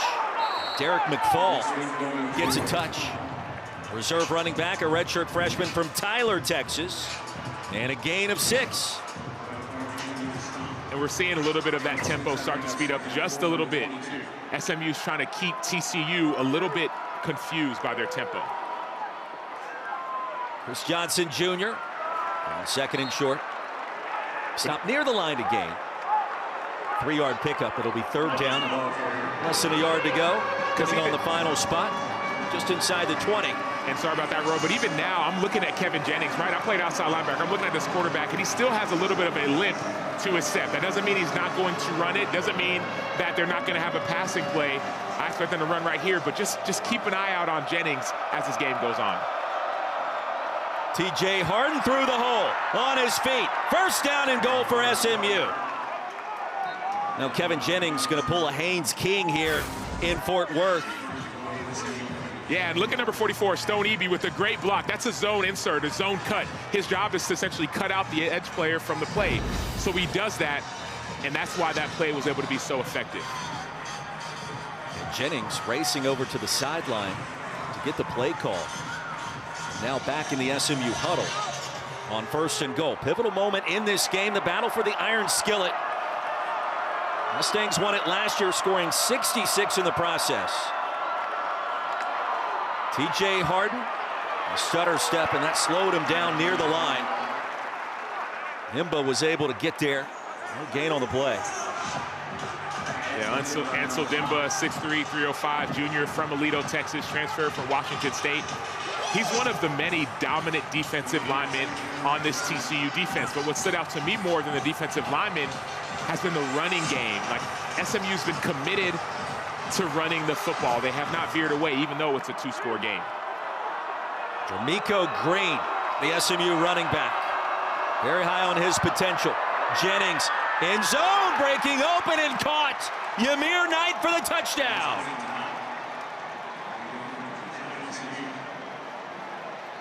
Kevin Jennings all the way back after what appeared to be aggravation to that ankle injury. 75 yards in 10 plays. And this is similar to Kevin Jennings' touchdown pass earlier in the game. He's fading one way, throwing it the other, but his receiver, Ymir Knight, number 8, is making a play for his quarterback. That's how you make a catch and not drop a ball like we saw earlier that forced that interception. It was on Bud Clark, too, who has been outstanding for TCU this season. You go back to the unsportsmanlike conduct penalty on 3rd down, which should have been a stop for the Horned Frogs. Turns out to be a touchdown for the Mustangs. Kevin Jennings is putting the team on his back. Got injured earlier in the game, became injured, and he throws a dime to Ymir Knight for the touchdown. Outstanding job by the SMU Mustangs.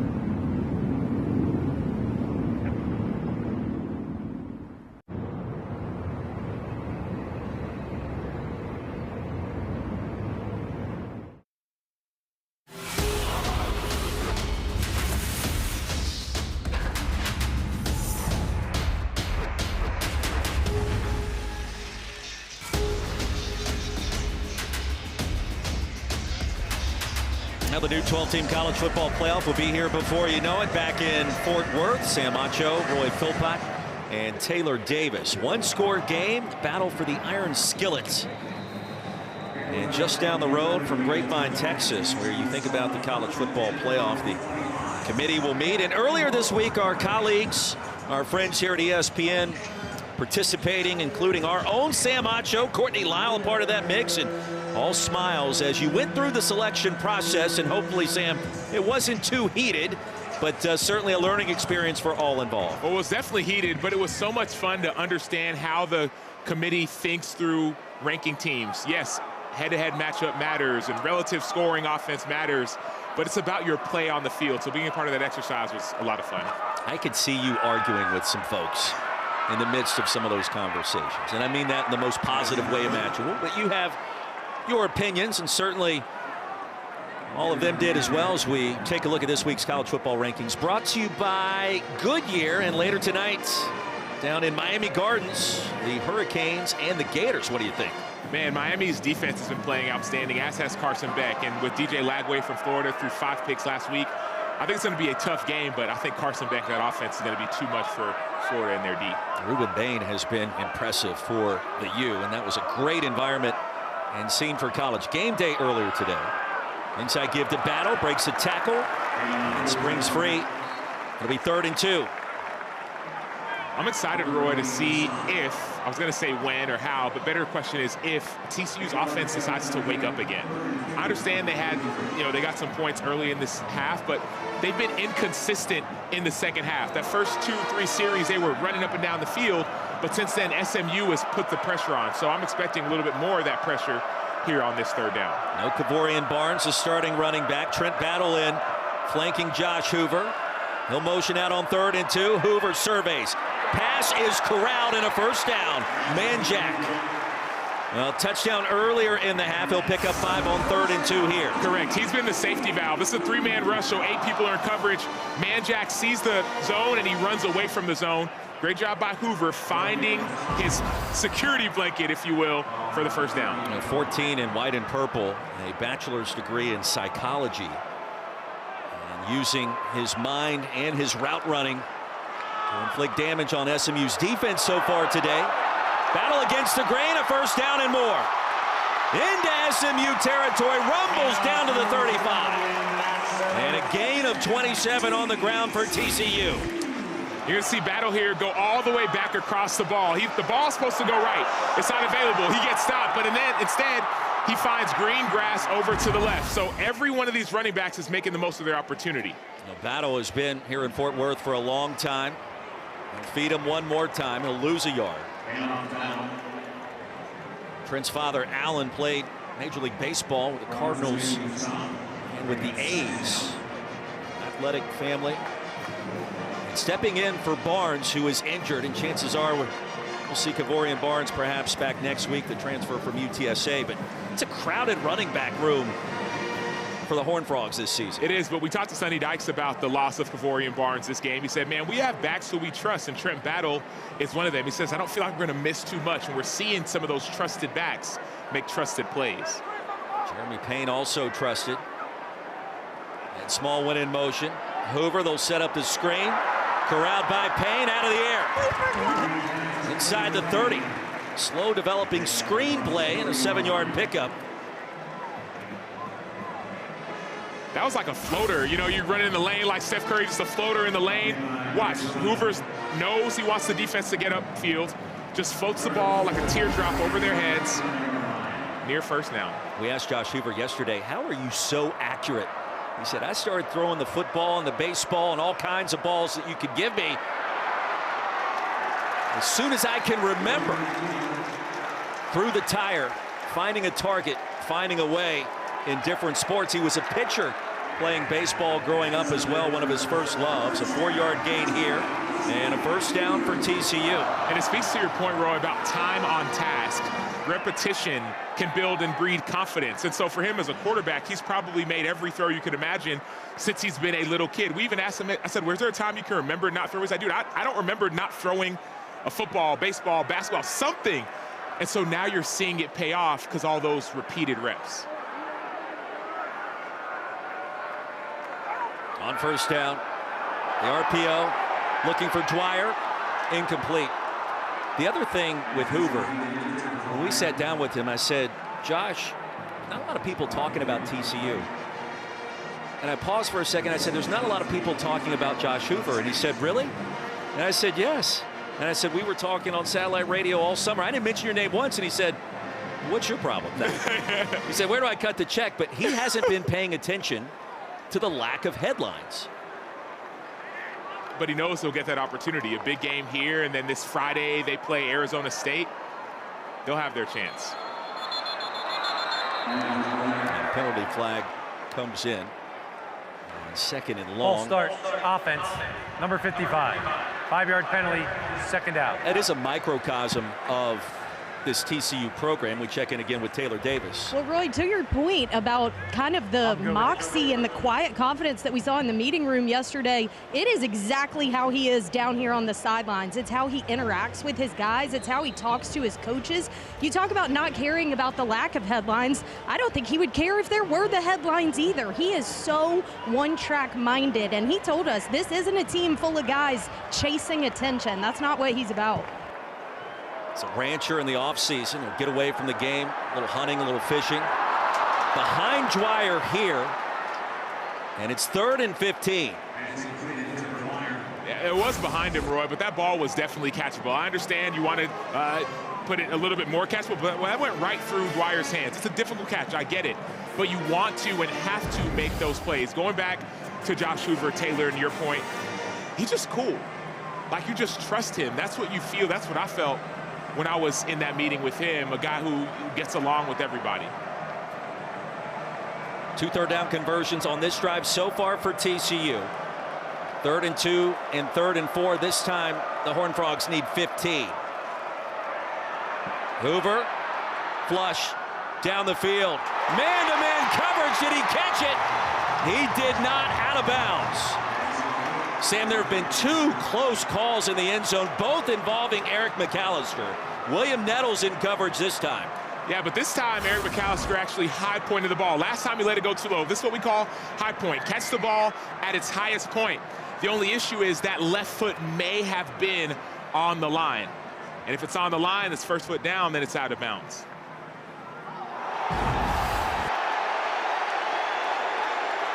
Nate McCashlin on the field for the moment.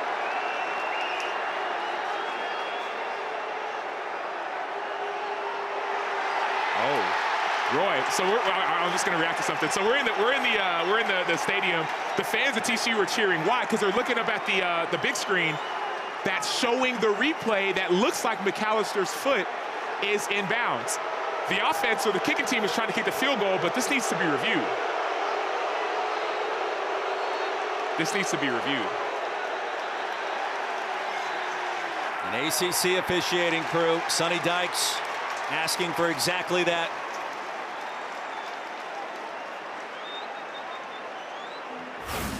Would be a 47-yard field goal attempt. TCU calls the timeout, and the question is there indisputable video evidence to overturn the call on the field of an incomplete pass? I believe there is, but we need a better angle. We need whoever got the scoreboard operator, we need that angle, because that angle showed, at least to me, that there was a little bit of space between McAllister's left leg and the sideline. And if that's the case, this actually would be a touchdown, because looks like the ball is caught, left leg, at least based on angles that the referees may have, looks like it's in bounds. And then that ball would have crossed the plane of the end zone, right? This angle, it's hard to see with the shadow. The referees have different access to different angles. If so, this should be a touchdown, because the ball would cross the plane of the end zone. That's that front part of the end zone. Remember, it goes to the game day operations. TCU. In Charlotte, in coordination with a replay official in the booth today here in Fort Worth, Jess Patterson. They will collaborate to see if there's anything that needs to be adjusted here for the TCU timeout. In the meantime, McCashlin is on the field to attempt the 47-yard field goal. Our best look perhaps right here. And to your point, Roy, this is our best look, but the officials have different angles that we may not have full access to. And with some of those angles, The question is it indisputable? We were given no indication that this went to a replay review. TCU called a timeout with the play clock winding down, wanting that sequence to be reviewed. And McCashlin on the field to attempt the 47-yarder. Just a regular timeout called there by the Horned Frogs. I'm a little bit surprised right now because usually catch, no catch can be reviewed. That's why Sonny Dykes called a timeout before the field goal team went on. It's a critical call. Kyle Lemmerman, the starting kicker for the Horned Frogs, banged up. McCashlin's effort is wide right from 47. And SMU gets the stop somehow, some way. We talk about it being a game of inches, but I'm with the fans on this one, man. I'm with the whole team. I'm looking at this scoreboard operator, and it looked as if that should have been a catch. Little controversy for the Iron Skillet, the final edition, number 104.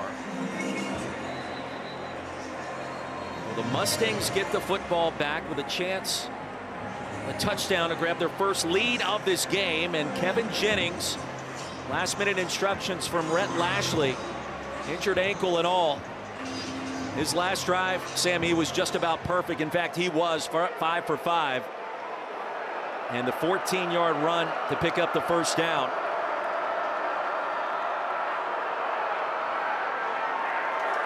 Right side run.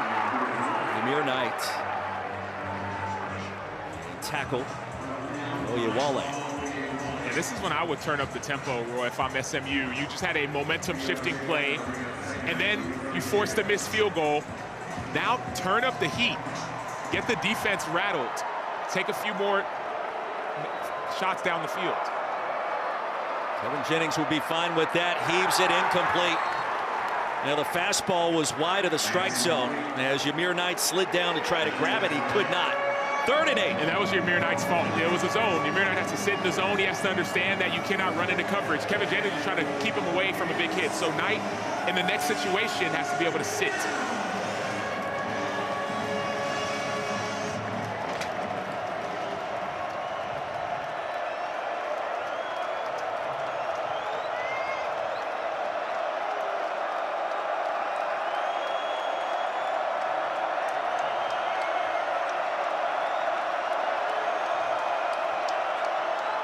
Ponies need 8. Jennings off the back foot. Tight end came back to retrieve it. Well short of the first down for Matthew Hibner. And McIver in coverage. Javon right on top of that play. 4th down. And you gotta punt this one. I mean, I saw the offense staying on the field, but if you don't get this first down, you're giving the defense an opportunity to get the ball back in field goal range. So great stop by TCU and their defense to force Sam, it's a a game involving an iron skillet. You expect a little controversy, perhaps overcooking the ham on that attempted touchdown strike moments ago. McSparrett, Jordan Dwyer with the fair catch. Tomorrow, Sunday NFL Countdown returns. Randy Moss reunites Jamar Chase and Justin Jefferson for a conversation before they square off on Sunday. Plus, all access with Jared Verse, the Rams Trash Talk King, and a look back at the aftershocks of the Beastquake. Sunday NFL Countdown, 10 Eastern on ESPN. I don't know, that was 15 years ago. Marshawn Lynch just running through folks. How much fun was he to watch? Dude, he was hard to play against. Talk about getting run over. Like, I would say, guys, help, because I don't want him to run over me. He's here so he won't get fined. 4-point lead, 26 seconds to go in the 3rd. Josh Hoover gets it back. And you wonder if this is the moment where Scott Simons would like to dial up some pressure if he gets TCU to 3rd down. Delayed handoff, Jeremy Payne. Lasso backwards at the 15. Short game.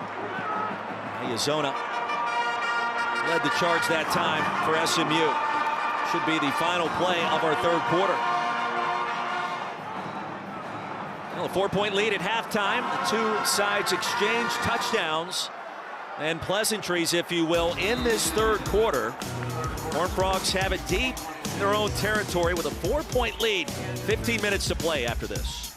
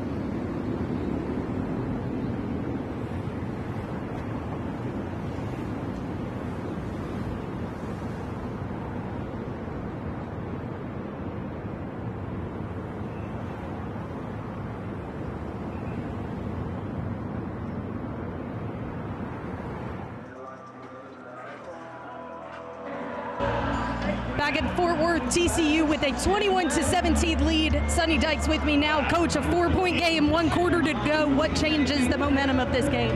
Well, we just got to quit making mistakes. Right now, we're just shooting ourselves in the foot a little bit. We got to have too many penalties, too many second and long, third and long situations. Got to do a better job getting ahead of the chains. Not quite sure what happened on the touchdown. I mean, it was pretty clear the guy caught the ball in bounds. I don't really know, but anyway, we got to get past it. Thanks for the time. I mean, that play is going to be talked about around these parts for a long period of time, especially if SMU is able to come back and win this game. 2 huge plays in opposite corners of the end zone here at Raymond G. Carter Stadium involving Eric McAllister. On cue, a drop on the slant makes it 3rd and long. So one more look at that non-touchdown sequence where McAllister, you wonder, did he stay in bounds this entire time? And you see the foot coming down right near the sideline, Sam, and it's a play that was ruled incomplete on the field and was not overturned nor altered in any way. ACC does take a look at all of those plays. On third down, a big completion and a first for TCU. Jordan Dwyer right on top of William Nettles, and the drive continues. You tell me, Sam, did he step out earlier after the toss by Josh Hoover? And as I'm looking, I don't see him step out. Looks like McAllister maybe right there at the 10-yard line. Maybe he stepped out there. But he establishes himself back in. Hoover under duress, penalty marker, dangerous toss and incomplete. Double coverage near the 46 to Ed Small. And 2 flags back at the 25 and 17-yard lines.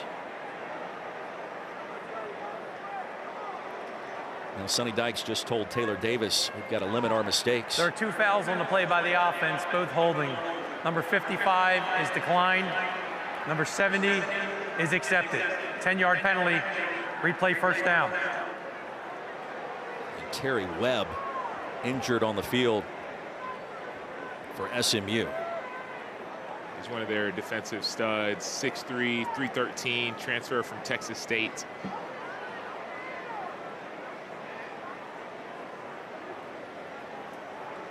Scott Simons was excited to see his defense on the field with just one returning starter from last year's team, and Isaiah Wacobia. Didn't feel like they closed out the Baylor game the way that they needed to in a double overtime loss, trying to protect a 2-touchdown lead late. And they have responded fairly well so far today, and a lot of football still left. Yeah, I've been impressed, Roy, by SMU's defense. We saw it seemed like it took them a while to get their feet underneath them. But maybe it's a play of that captain. You see the C on his chest, Kevin Jennings, the quarterback, that's inspiring the guys around him. And Webb being helped to his feet. 5th-year senior from Galveston, Texas. You mentioned the transfer from Texas State. A couple of seasons in San Marcos. A stop at Kilgore College. And a good sign for the Mustangs. First down and 20 coming up.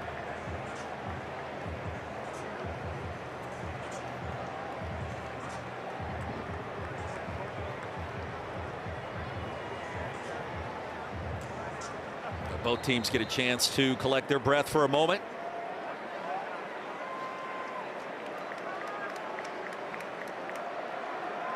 Two running back look. Rare occasion that's been the case today. Trent Battle, Jeremy Payne. Will follow Eric McAllister. The ball tends to follow him. This time on the ground, and Payne around the right edge.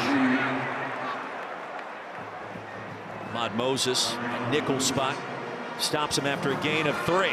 This is the tough part we talked about earlier in this game, Roy. If you get a holding penalty, a 3-yard gain doesn't really do you much. On first down, you get to 2nd and 7. But now it's 2nd and 17. Defense knows it's pass.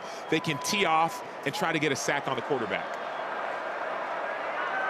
It's 2 old Southwest Conference rivals toe-to-toe one last time. Hoover's going to be sacked back at the 12. Emba and Isaac Smith.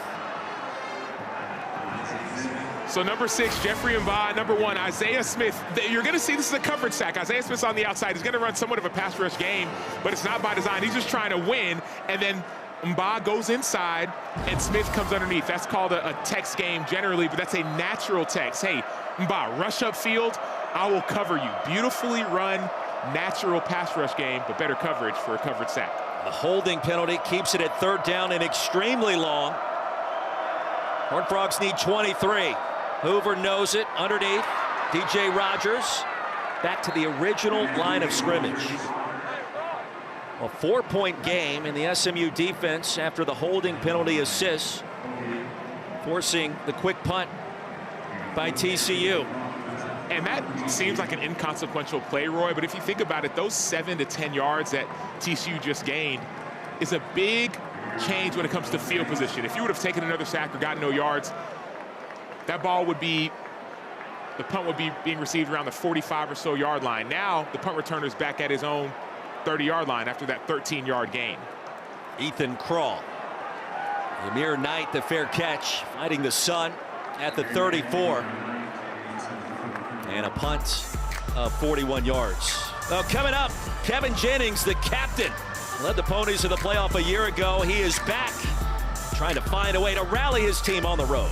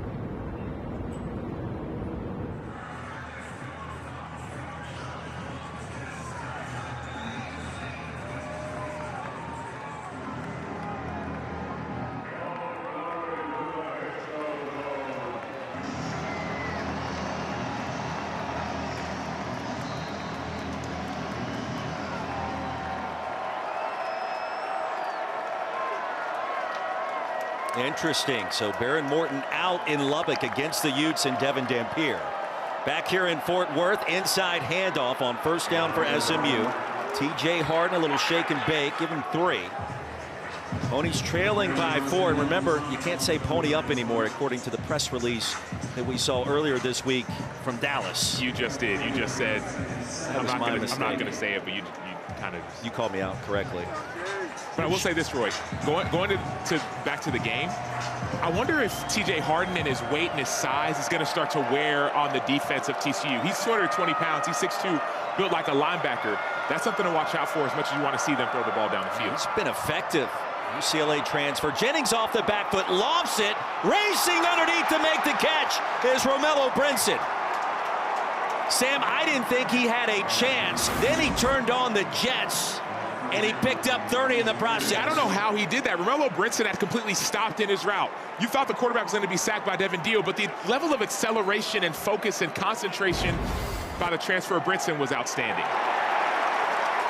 Ensuing play, Chris Johnson Jr. stopped by Kylan Jackson. Came up from his nickel position and a loss of 2. Yeah, that's what we talk about when that second play. The first play was done. It was a hitch route. The hitch route was covered. But what Kevin Jennings decided to do was to trust his receiver for the second play. Threw it up where only Brinson could get it, and Brinson went out and got it. Jennings off platform with the delivery, and somehow just enough loft under it for Brinson to catch it. Play clock winding down. In motion quickly is Hibner. Jennings confident in the pocket. Seam route. There it is. And the SMU touchdown. Jordan Hudson is all the way back. And the Mustangs have their first lead of this football game.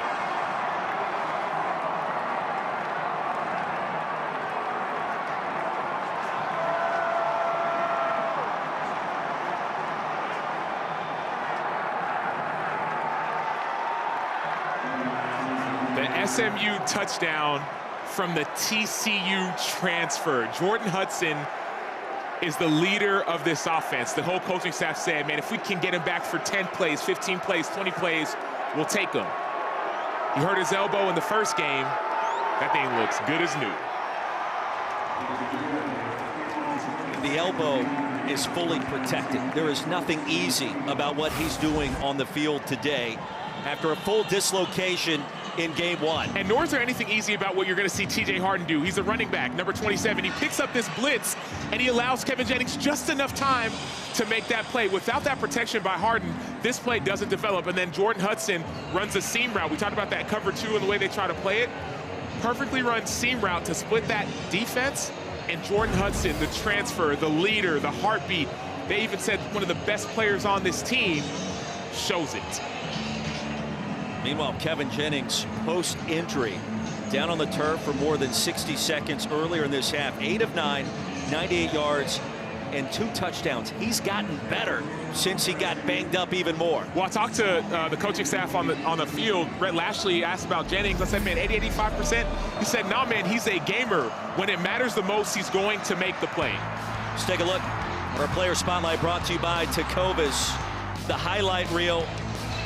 Kevin Jennings, off platform, no problem. On the ground, no issues. Injured ankle and all. How impressive has this been? I've been blown away by Kevin Jennings, not necessarily only in the first half, but specifically in the second half post-injury. This is the first half touchdown. Avoiding pressure, tiptoeing in the pocket, throwing across his body, pointing to his receiver, getting the touchdown. But then post-injury, you're going to still see him make huge plays. He had to limp off the field, be helped off the field, and then since then, all he's done is accept contact, stand in the pocket, throw across his body, and get his team in the end zone. Kevin Jennings is a leader, the captain from South Oak Cliff here in Dallas. Standout. Mustangs have trailed by as many as 11 points twice today. Now with their first lead. Up the middle for TCU. Josh Hoover back on the field. Jeremy Payne racing for 5. This is if you're a defensive coordinator, Scott Simons of SMU. This is where you want to live. Why? Because you have the lead, so you know that you can put a little bit more pressure on them, but you also have experience. You had a lead versus Baylor 2 weeks ago. You gave it away. You're going to try not to give it away this time. Payne over the left side. Nothing doing. Keviante Spears sniffed it out. 3rd down. Big play by the big man Spears, but now we got a critical 3rd down for an offense that has sputtered. Brett Lashley's trying to keep his guys calm, but you're going to see Josh Hoover want to be talked about. These are the times. 3rd down, we call it money down. That's the time where you make money, whether you're on defense or the QB.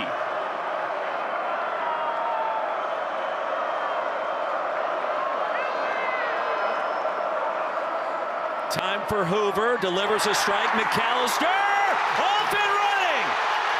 McAllister for the TCU touchdown.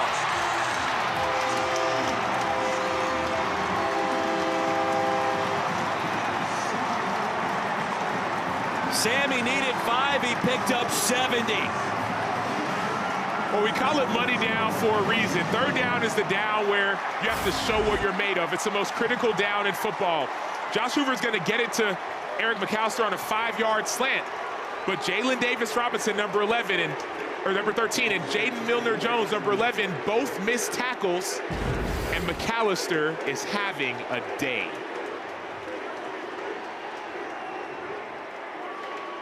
Josh Hoover, 4 touchdown passes. 3 coming on 3rd down. And the extra point up and through.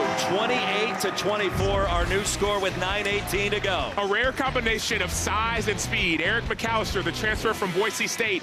He's 6'3", 205, but he has track speed, number 1 in the end zone for the Tide.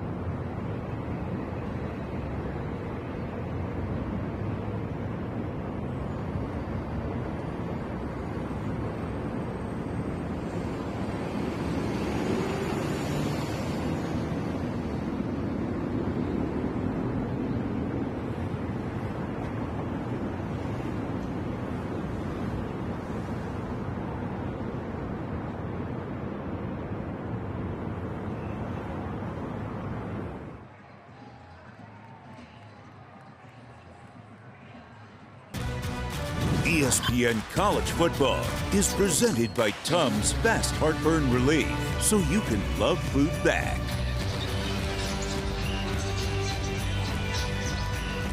SMU's lead lasted all of 72 seconds. You're watching the Big 12 Conference on ESPN. Super Frog leading the charge.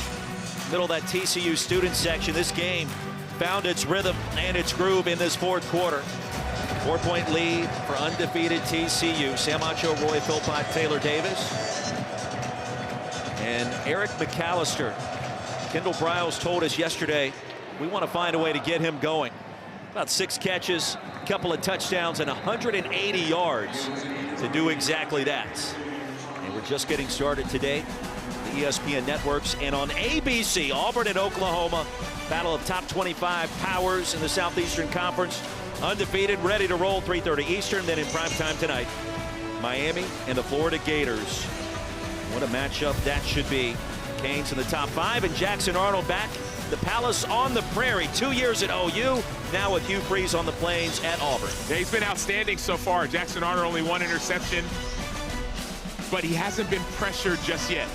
Only been pressured on 9 dropbacks, and what does Brent Venables love to do? Bring pressure. I cannot wait for that matchup. Final battle for the Iron Skillet. 2 old Southwest Conference rivals. Toe-to-toe so far today. Jennings way up into the sky, and Brinson unable to catch up to it. He gave his wide receiver a chance, and heavy pressure from Elarms Orr. Yeah, you're seeing this TCU defense be the aggressor now. Elarms Orr, unbelievable job. Remember, he's 6'3", 230. Kevin Jennings is 6 feet, 190, so that's a 40-pound difference. That's a second big hit by the inside linebacker Elam Zor on Jennings. That was almost like an alley-oop that just missed. 2nd and 10. Low snap for Jennings. He'll have it cleanly off the back foot and incomplete. Jalen Cooper, the freshman receiver. The coverage by Vernon Glover was all over it. But I got to keep on going back, Roy, to the protection by Harden. The protection allows this pass to be made. But man, great contest by Vernon Glover.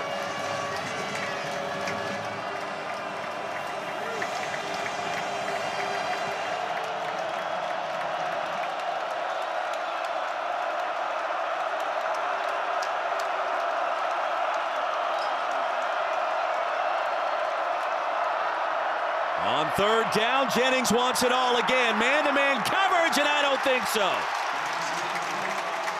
Hudson couldn't gain an inch on Vernon Glover. And you wonder how much that dislocated elbow had to do with it, right? The ball was way inside, but I wonder if you're a receiver, you want to try and use a swim move and get back inside. I don't want to discount the coverage by Glover, but you think a guy like Hudson who's able to make outstanding plays, I wonder how much that elbow injury has to do with him not trying to swim inside and use his hands to get closer to that ball. 3 straight incompletions spanning just 19 seconds. And McSparron back on the field for the Mustangs. No fair catch for Dwyer. Jordan Dwyer corralled quickly after a punt of 50 yards. Nothing on the return. Horned Frogs get it back with a 4-point lead after this.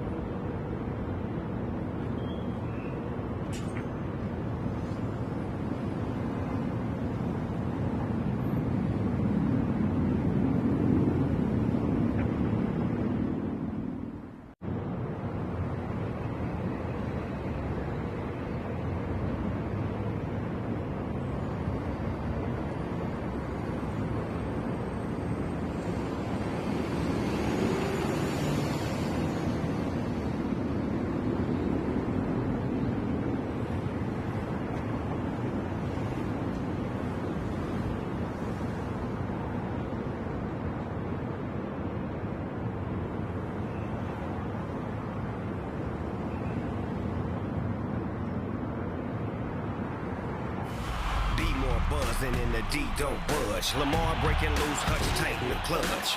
Motown muscle, the Ravens take flight. Week 3 class got them primetime lights. Monday night. Our Week 3 Monday Night Football matchup, Lamar Jackson, Derrick Henry, the Ravens hosting Jared Goff, Jahmyr Gibbs, and the Lions. Peyton and Eli, of course, on ESPN2. Coverage starts 8 Eastern. ABC, ESPN, ESPN Deportes, the all-new ESPN app. And, of course, Scott Van Pelt, Monday Night Countdown. The crew in Baltimore at 6 Eastern, dropping it like it's hot. TCU gets the football back. No gain on first down. Sam Acho, Roy Philpott, Taylor Davis will try to catch our breath here. A lot happening and a lot of moving parts in this battle for the Iron Skillet. The 104th and final time. 2 years ago, it was decided from the TCU side of the equation that this rivalry would be ended after this game today. Mustangs want to keep playing it. Dangerous toss. And Mayazono nearly had himself an interception working against Jeremy Payne, and quickly it's 3rd down and 10, Sam. Correct, and just moving forward, Hoover's been, he hasn't been what he has been in the first half, and I get it, the stats are going to look good because a 5-yard slant turned into 70, but the more pressure you can put on Josh Hoover right now, if you're Scott Simons, the better. Eric McAllister at the bottom of your screen, 180 receiving yards so far. And Hoover was looking in his direction. They're going to back the Horned Frogs up 5 yards. False start, offense, number 70. 5-yard penalty, 3rd down. That may have been I think that's the 5th false start by TCU. When you think about it, this is game 3. This isn't the first game of the season, so it's got to be the nerves, the excitement. All that excitement needs to calm down. Mustangs without an infraction in our second half. TCU with 5. And SMU trying to force its very first 3 and out with a stop here. And we saw Roy on that last play that was a penalty. SMU was bringing pressure. I expect them not to bring pressure this time. Rush with 4 and drop back. McAllister in the seam, Hoover waiting. Now delivering straight up into the air. That throw was bothered. McAllister like a center fielder at midfield. And that's a first down for the Horned Frogs. Hoover was hit. Terry Webb in the throwing motion disrupted the toss down the field. Sometimes it's better to be lucky than good, Roy. This should not have been an incompletion. Not have been a completion. Terry Webb, the defensive lineman, hit the quarterback's arm, hit Josh Hoover's arm as he's throwing it. That ends up being just like a duck in the air. And all of a sudden, comes down for the offense. 30 yards on 3rd and 15. The play that should have never happened. Handoff to John Denman, the freshman running back, with a carry. And a loss of a yard spears the TFL. Meanwhile, Josh Hoover's numbers, over 300 yards and 4 touchdowns. Eric McAllister, over 200 yards receiving. Yeah, he's been outstanding, and it's like we've been waiting for this to happen. Last week, we saw Eric McAllister have a relatively good game, but it could have been more. Week 1 versus UNC, really quiet. But the coaching staff said, man, the ball will find him. In this game, the ball has found Eric McAllister. Now in motion, number 1 for TCU. Handoff to Battle, dives ahead. Now in SMU territory near the 45. Kevin Allen with the tackle, and it's 3rd down. So we've seen, Roy, the last couple 3rds down in this half. Hoover go to man-jack across the middle. I don't see man-jack in the game right now, but the crossing routes have been available for this offense. And McAllister again at the bottom of the screen. Sonny Dykes thought about calling a timeout for a moment. Ran down towards midfield. Now on 3rd down. There's McAllister. Can he do it again? Yes, he can. The hat trick for number 1 for the Horned Frogs.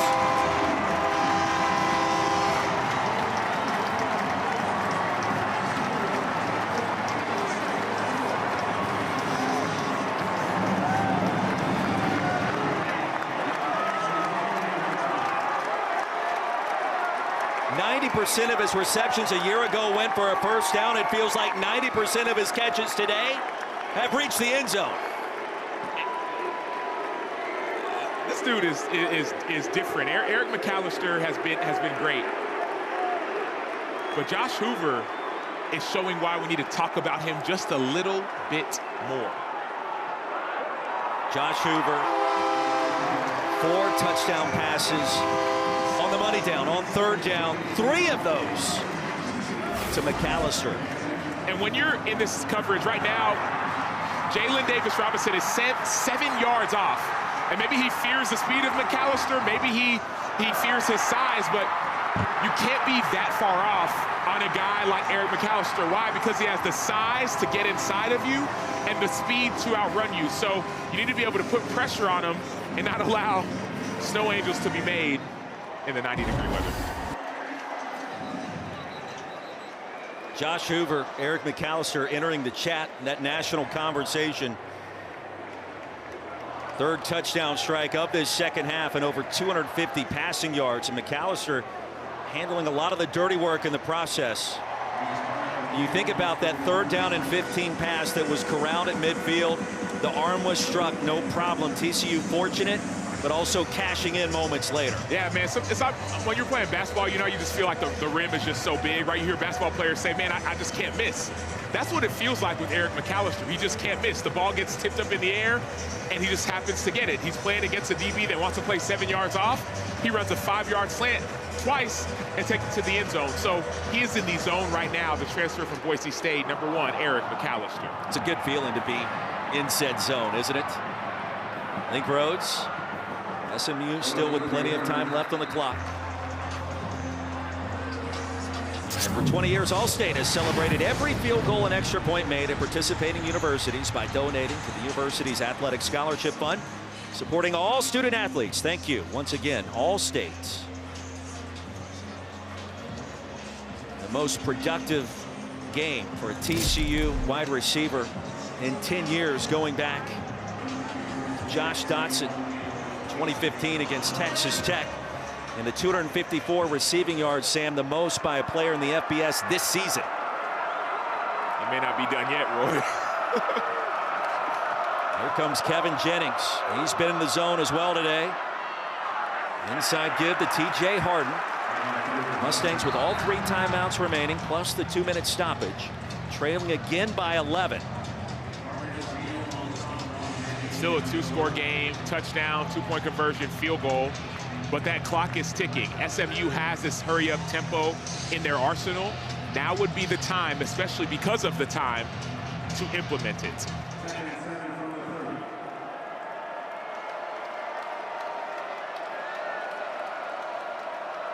Hudson went in motion. Jennings, the sidearm delivery. Chris Johnson Jr., first down SMU. And Johnson tripped up close to the 43 by McIver, chopped him down, a gain of 15. Yeah, he's got that wiggle to him. That was a pass that was caught behind the line of scrimmage, and 15 to 17 yards later, and a missed tackle that he forced on Vernon Glover. Big time first down. Mustangs blew a 14-point lead late in the game against Baylor. Cross town in Dallas, they would love to return the favor in a comeback of their own today. Jennings will be sacked. Oyewale, and a loss of 6. Number 97 got there. Correct, 97 got there, but it started with the pressure from number 1, Austin Jordan. He brought the pressure. Timeout for an offensive player injury. And Paul Oyewale did the rest. Joshua Bates, injured SMU player, and starting center. Oklahoma transfer, Sooners and Auburn coming up.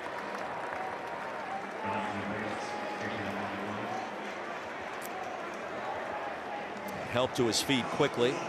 It appears to be okay. ESPN supports the College Football Playoff Foundation's Extra Yard for Teachers Week each year to celebrate great teachers across the country who have inspired so many of us. Nominate a great teacher today in your community by visiting cfpfoundation.org. Taylor Davis.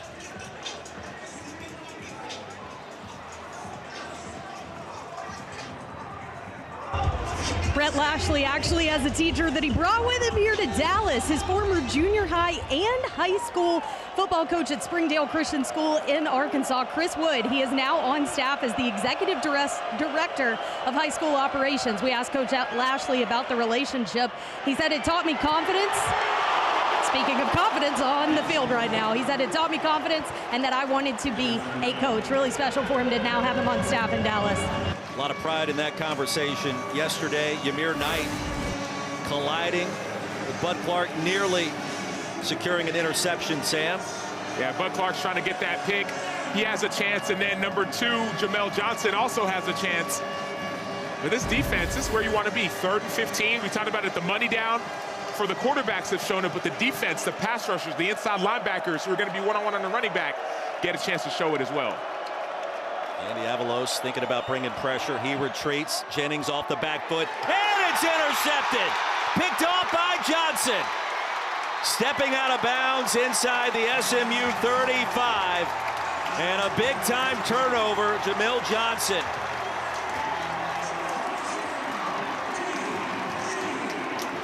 First pick of the season, the junior from Arlington, playing in that safety position. He was well positioned for the Horned Frogs. Yeah, and he got the pressure. He felt pressure up front. Kevin Jennings is, so he threw the ball, trusting his receiver. But Jamel Johnson said, hey, don't trust him, trust me. I'll get this rock, and I'll take it to my team. Now the Iron Skillet in possession by SMU since last season's 66-42 victory. It's like basketball on turf over at Ford Stadium. So far today, 14 unanswered on the board for the Horned Frogs, back in front. And with possession at the SMU 35. And what a wild fourth quarter this has been. The Ponies took the lead. Big plays for TCU on offense and D.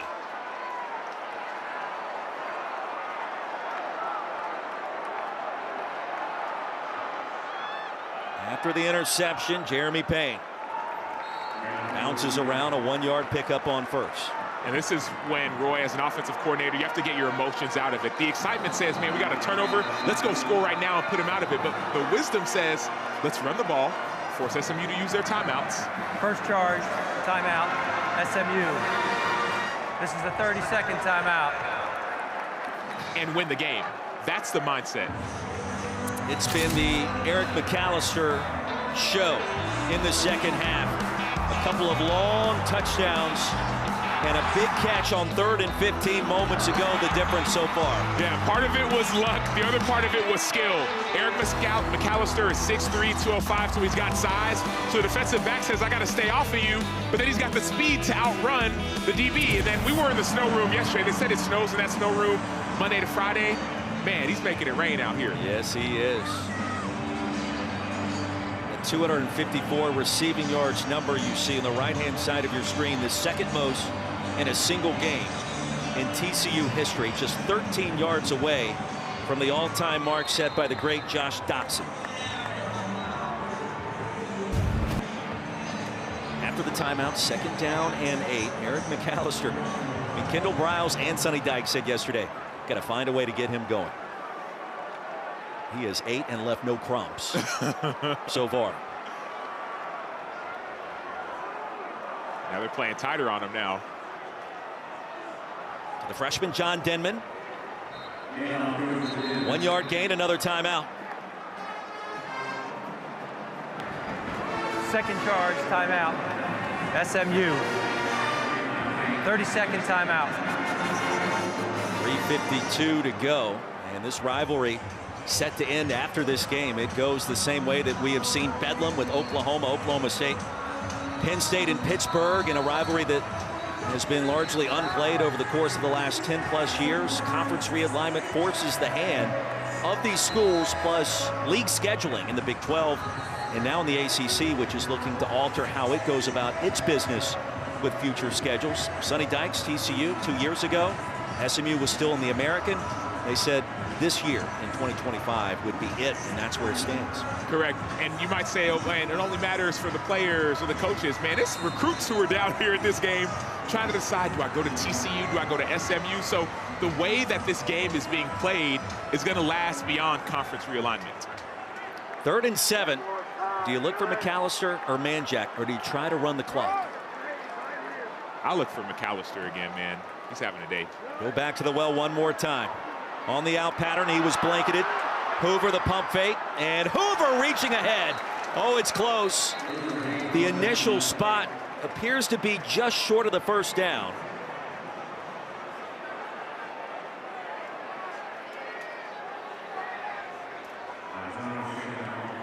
And now what do you do on fourth down? Timeout for defensive player injury. You go for it. If I'm TCU, I've been aggressive from beginning to end. Why would I stop now? A field goal doesn't help you that much. You're going to see it. Josh Hoover makes a good decision. Don't force the ball to Eric McAllister. Instead, run the ball. Third and final timeout is charged to SMU. This is a 30-second timeout. Force SMU to use their final timeout.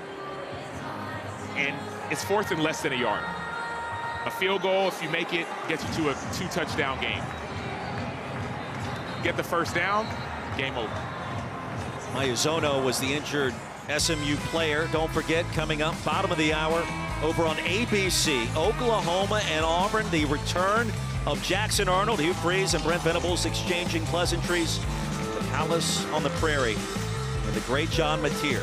If you haven't seen Sooners quarterback in action, the transfer from Washington State, worth the price of admission or watching on your flat screen in the friendly confines, get set for a show in Norman. Yeah, I'm smiling from ear to ear because that dude can play. Fourth down. Mustangs need a stop. Horned Frogs trying to keep their foot on the gas. Toss back to the freshman running back. John Denman will push the pile across the 25. And a first down for TCU. Sonny Dykes was trying to make a statement. He started it with those first fourth downs that he went for, and now when the game's on the line, he trusted his freshman running back and his experienced offensive line to make a critical play. John Denman has only played running back for 2.5 years. He was thought to be a safety. Manjack back on the field for the Horned Frogs.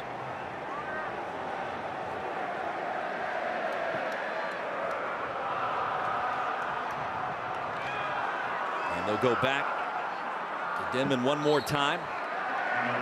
SMU out of timeouts. We still have the 2-minute stoppage. And essentially at this juncture, Sam, it becomes a game of mathematics. One more first down, pending the timing, and that should just about do it in favor of TCU. Correct. So you run this play, goes to the 2-minute timeout. You run one more play. If you get a first down, you kneel it out. If not, you kick a field goal. Mathematics.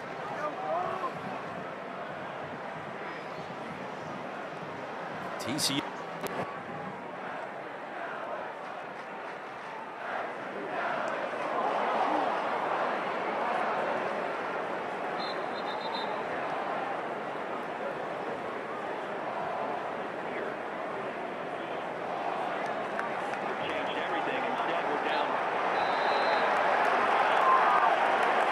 Well, Josh Hoover has thrown for 5 touchdowns today. Big fumble recovery there as we step aside.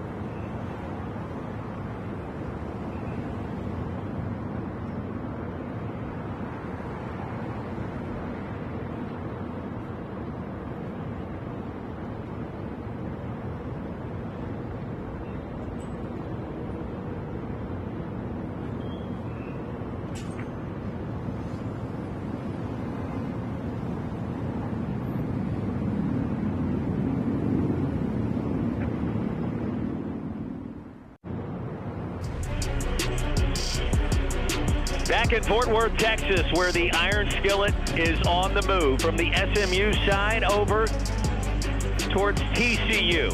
35-24. Mustangs out of timeouts. And after the 2-minute timeout, Horned Frogs looking for one more first down. Try to put this one on ice. Power formation. Camacho, Roy Philpott, Taylor Davis. What a wild fourth quarter this has been. John Denman for the fumble moments ago across the 30. And that play clock already winding after it hit 40. And let's see.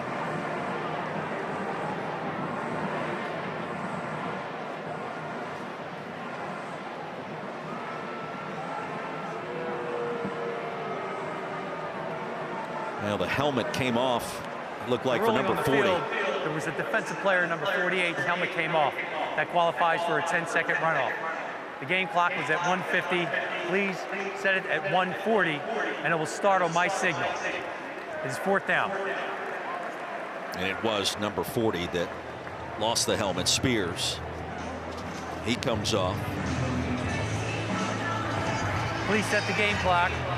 Correction, please set the play clock to 40 seconds. Thank you. So the Horned Frogs will be able to milk the clock all the way down to about a minute before deciding what they want to do on 4th and 15.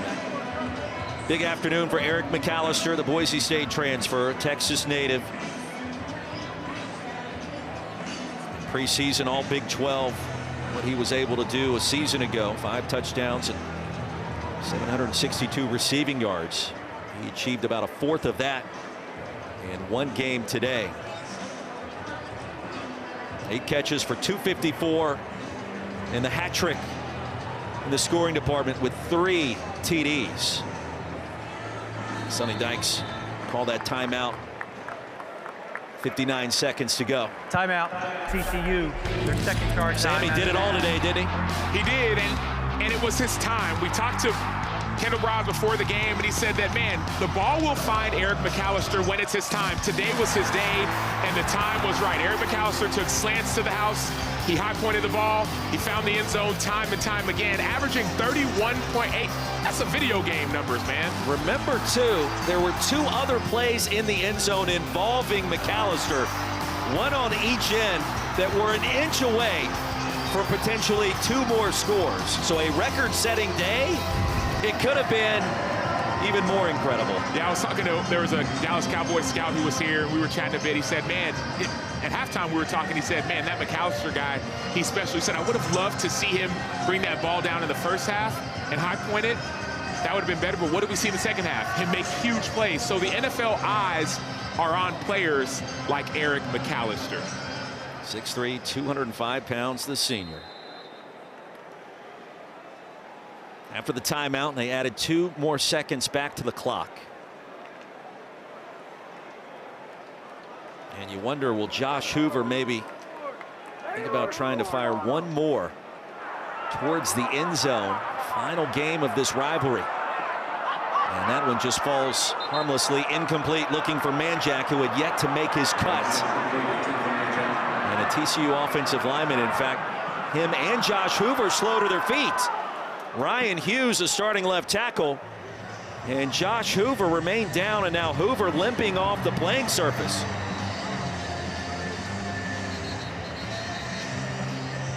So I understand not wanting to put your field goal team out there and have a blocked field goal, but it's just tough because your quarterback is in harm's way when he doesn't have to be. Brandon Booker, the chokehold on the way down as Hoover hit the turf.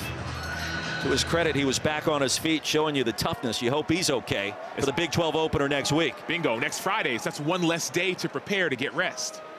At Arizona State, what a matchup that is shaping up to be. For a TCU team, you have to believe we'll be ranked in the top 25 by the time we get the updated Associated Press poll. Correct, and even if they're not, they'll have a chance with Arizona State. They got Colorado coming up. They have opportunity after opportunity to show why they're a competitor in the Big 12. Mustangs out of timeouts, across the middle, and Ymir Knight will pick up the first down at midfield. 14-yard gain. SMU needs a quick score and an onside kick and a miracle. Clock running after the chains move. Jennings, Chris Johnson, out of bounds. That'll stop the clock for the moment. 18 seconds to go and an 8-yard gain. And you start to wonder if you want to just get 5-10 more yards and kick a field goal. But now my focus is back to Josh Hoover. It did not look good, that injury on that last play. So if TCU can close out this game, their focus shifts in a major way. And the backup quarterback, Ken Seals, a transfer from Vanderbilt. Jennings, intercepted. Jamel Johnson again. Out of bounds with 7 seconds to go. His second pick of the fourth quarter. And that will do it.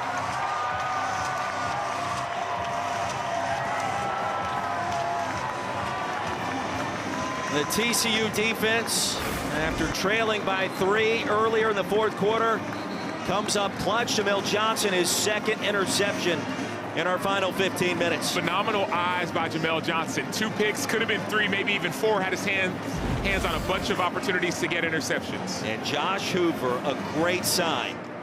Back on the field for one more kneel down. And to put this one on ice.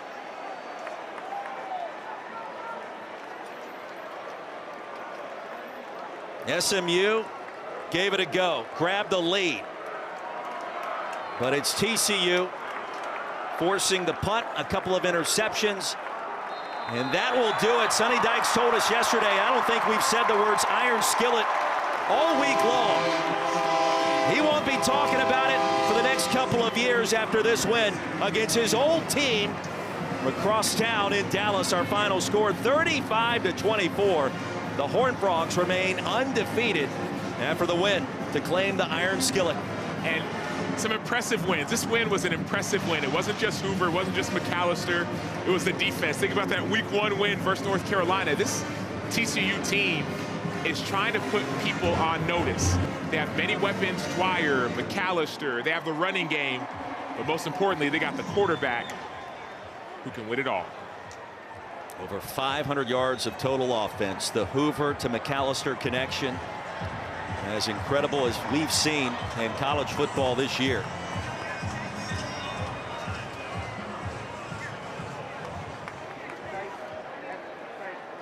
And down to Taylor Davis on the field. Thank you, Roy. Eric McAllister and Josh Hoover join me now. Josh, I got to start with that one, though. You took a hard hit, took some time getting up. What happened on that play? Oh, my whole body cramped up for about 20 seconds, and I'm good. So it was just a long day, and proud of our team for finding a way to win. I mean, wasn't always clean, but good teams find ways to win in the fourth quarter. That's what we did today, so I'm proud of our team. Absolutely. A lot of work for you two. Quite the connection. Eric, I got to start with you.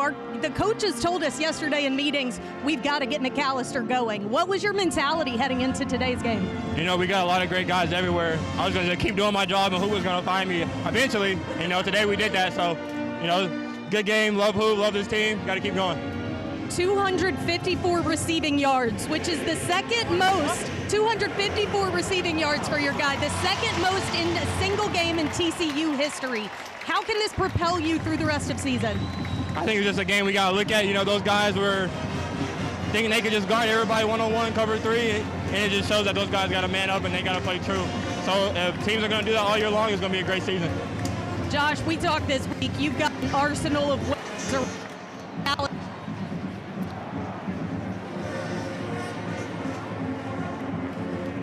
Kept fighting. I mean, it wasn't always clean. We had 3 drives in the first half, scored on 2, had an unfortunate interception, just bad luck. And then second half, struggled early, found our stride. It's just a testament to our guys, never quitting, never stopping, never stop playing. They just keep fighting hard, and proud of our guys, proud to be a Horned Frog. Y'all had some crazy ones. You're going to have fun watching film this week, I'll tell you that. Congrats on the win. Thank you. Appreciate it, guys. Taylor, thank you. Second most receiving yards in a single game in TCU history, and the most receiving yards by an FBS player this season. Eric McAllister, an incredible display of athleticism and speed, productivity. Sam Acho and Taylor Davis, I'm Roy Philpott, 35-24. Congratulations to TCU with the Iron Skillet. Let's get you back to the studio. Kevin Connors, Trevor Maddich. Gentlemen.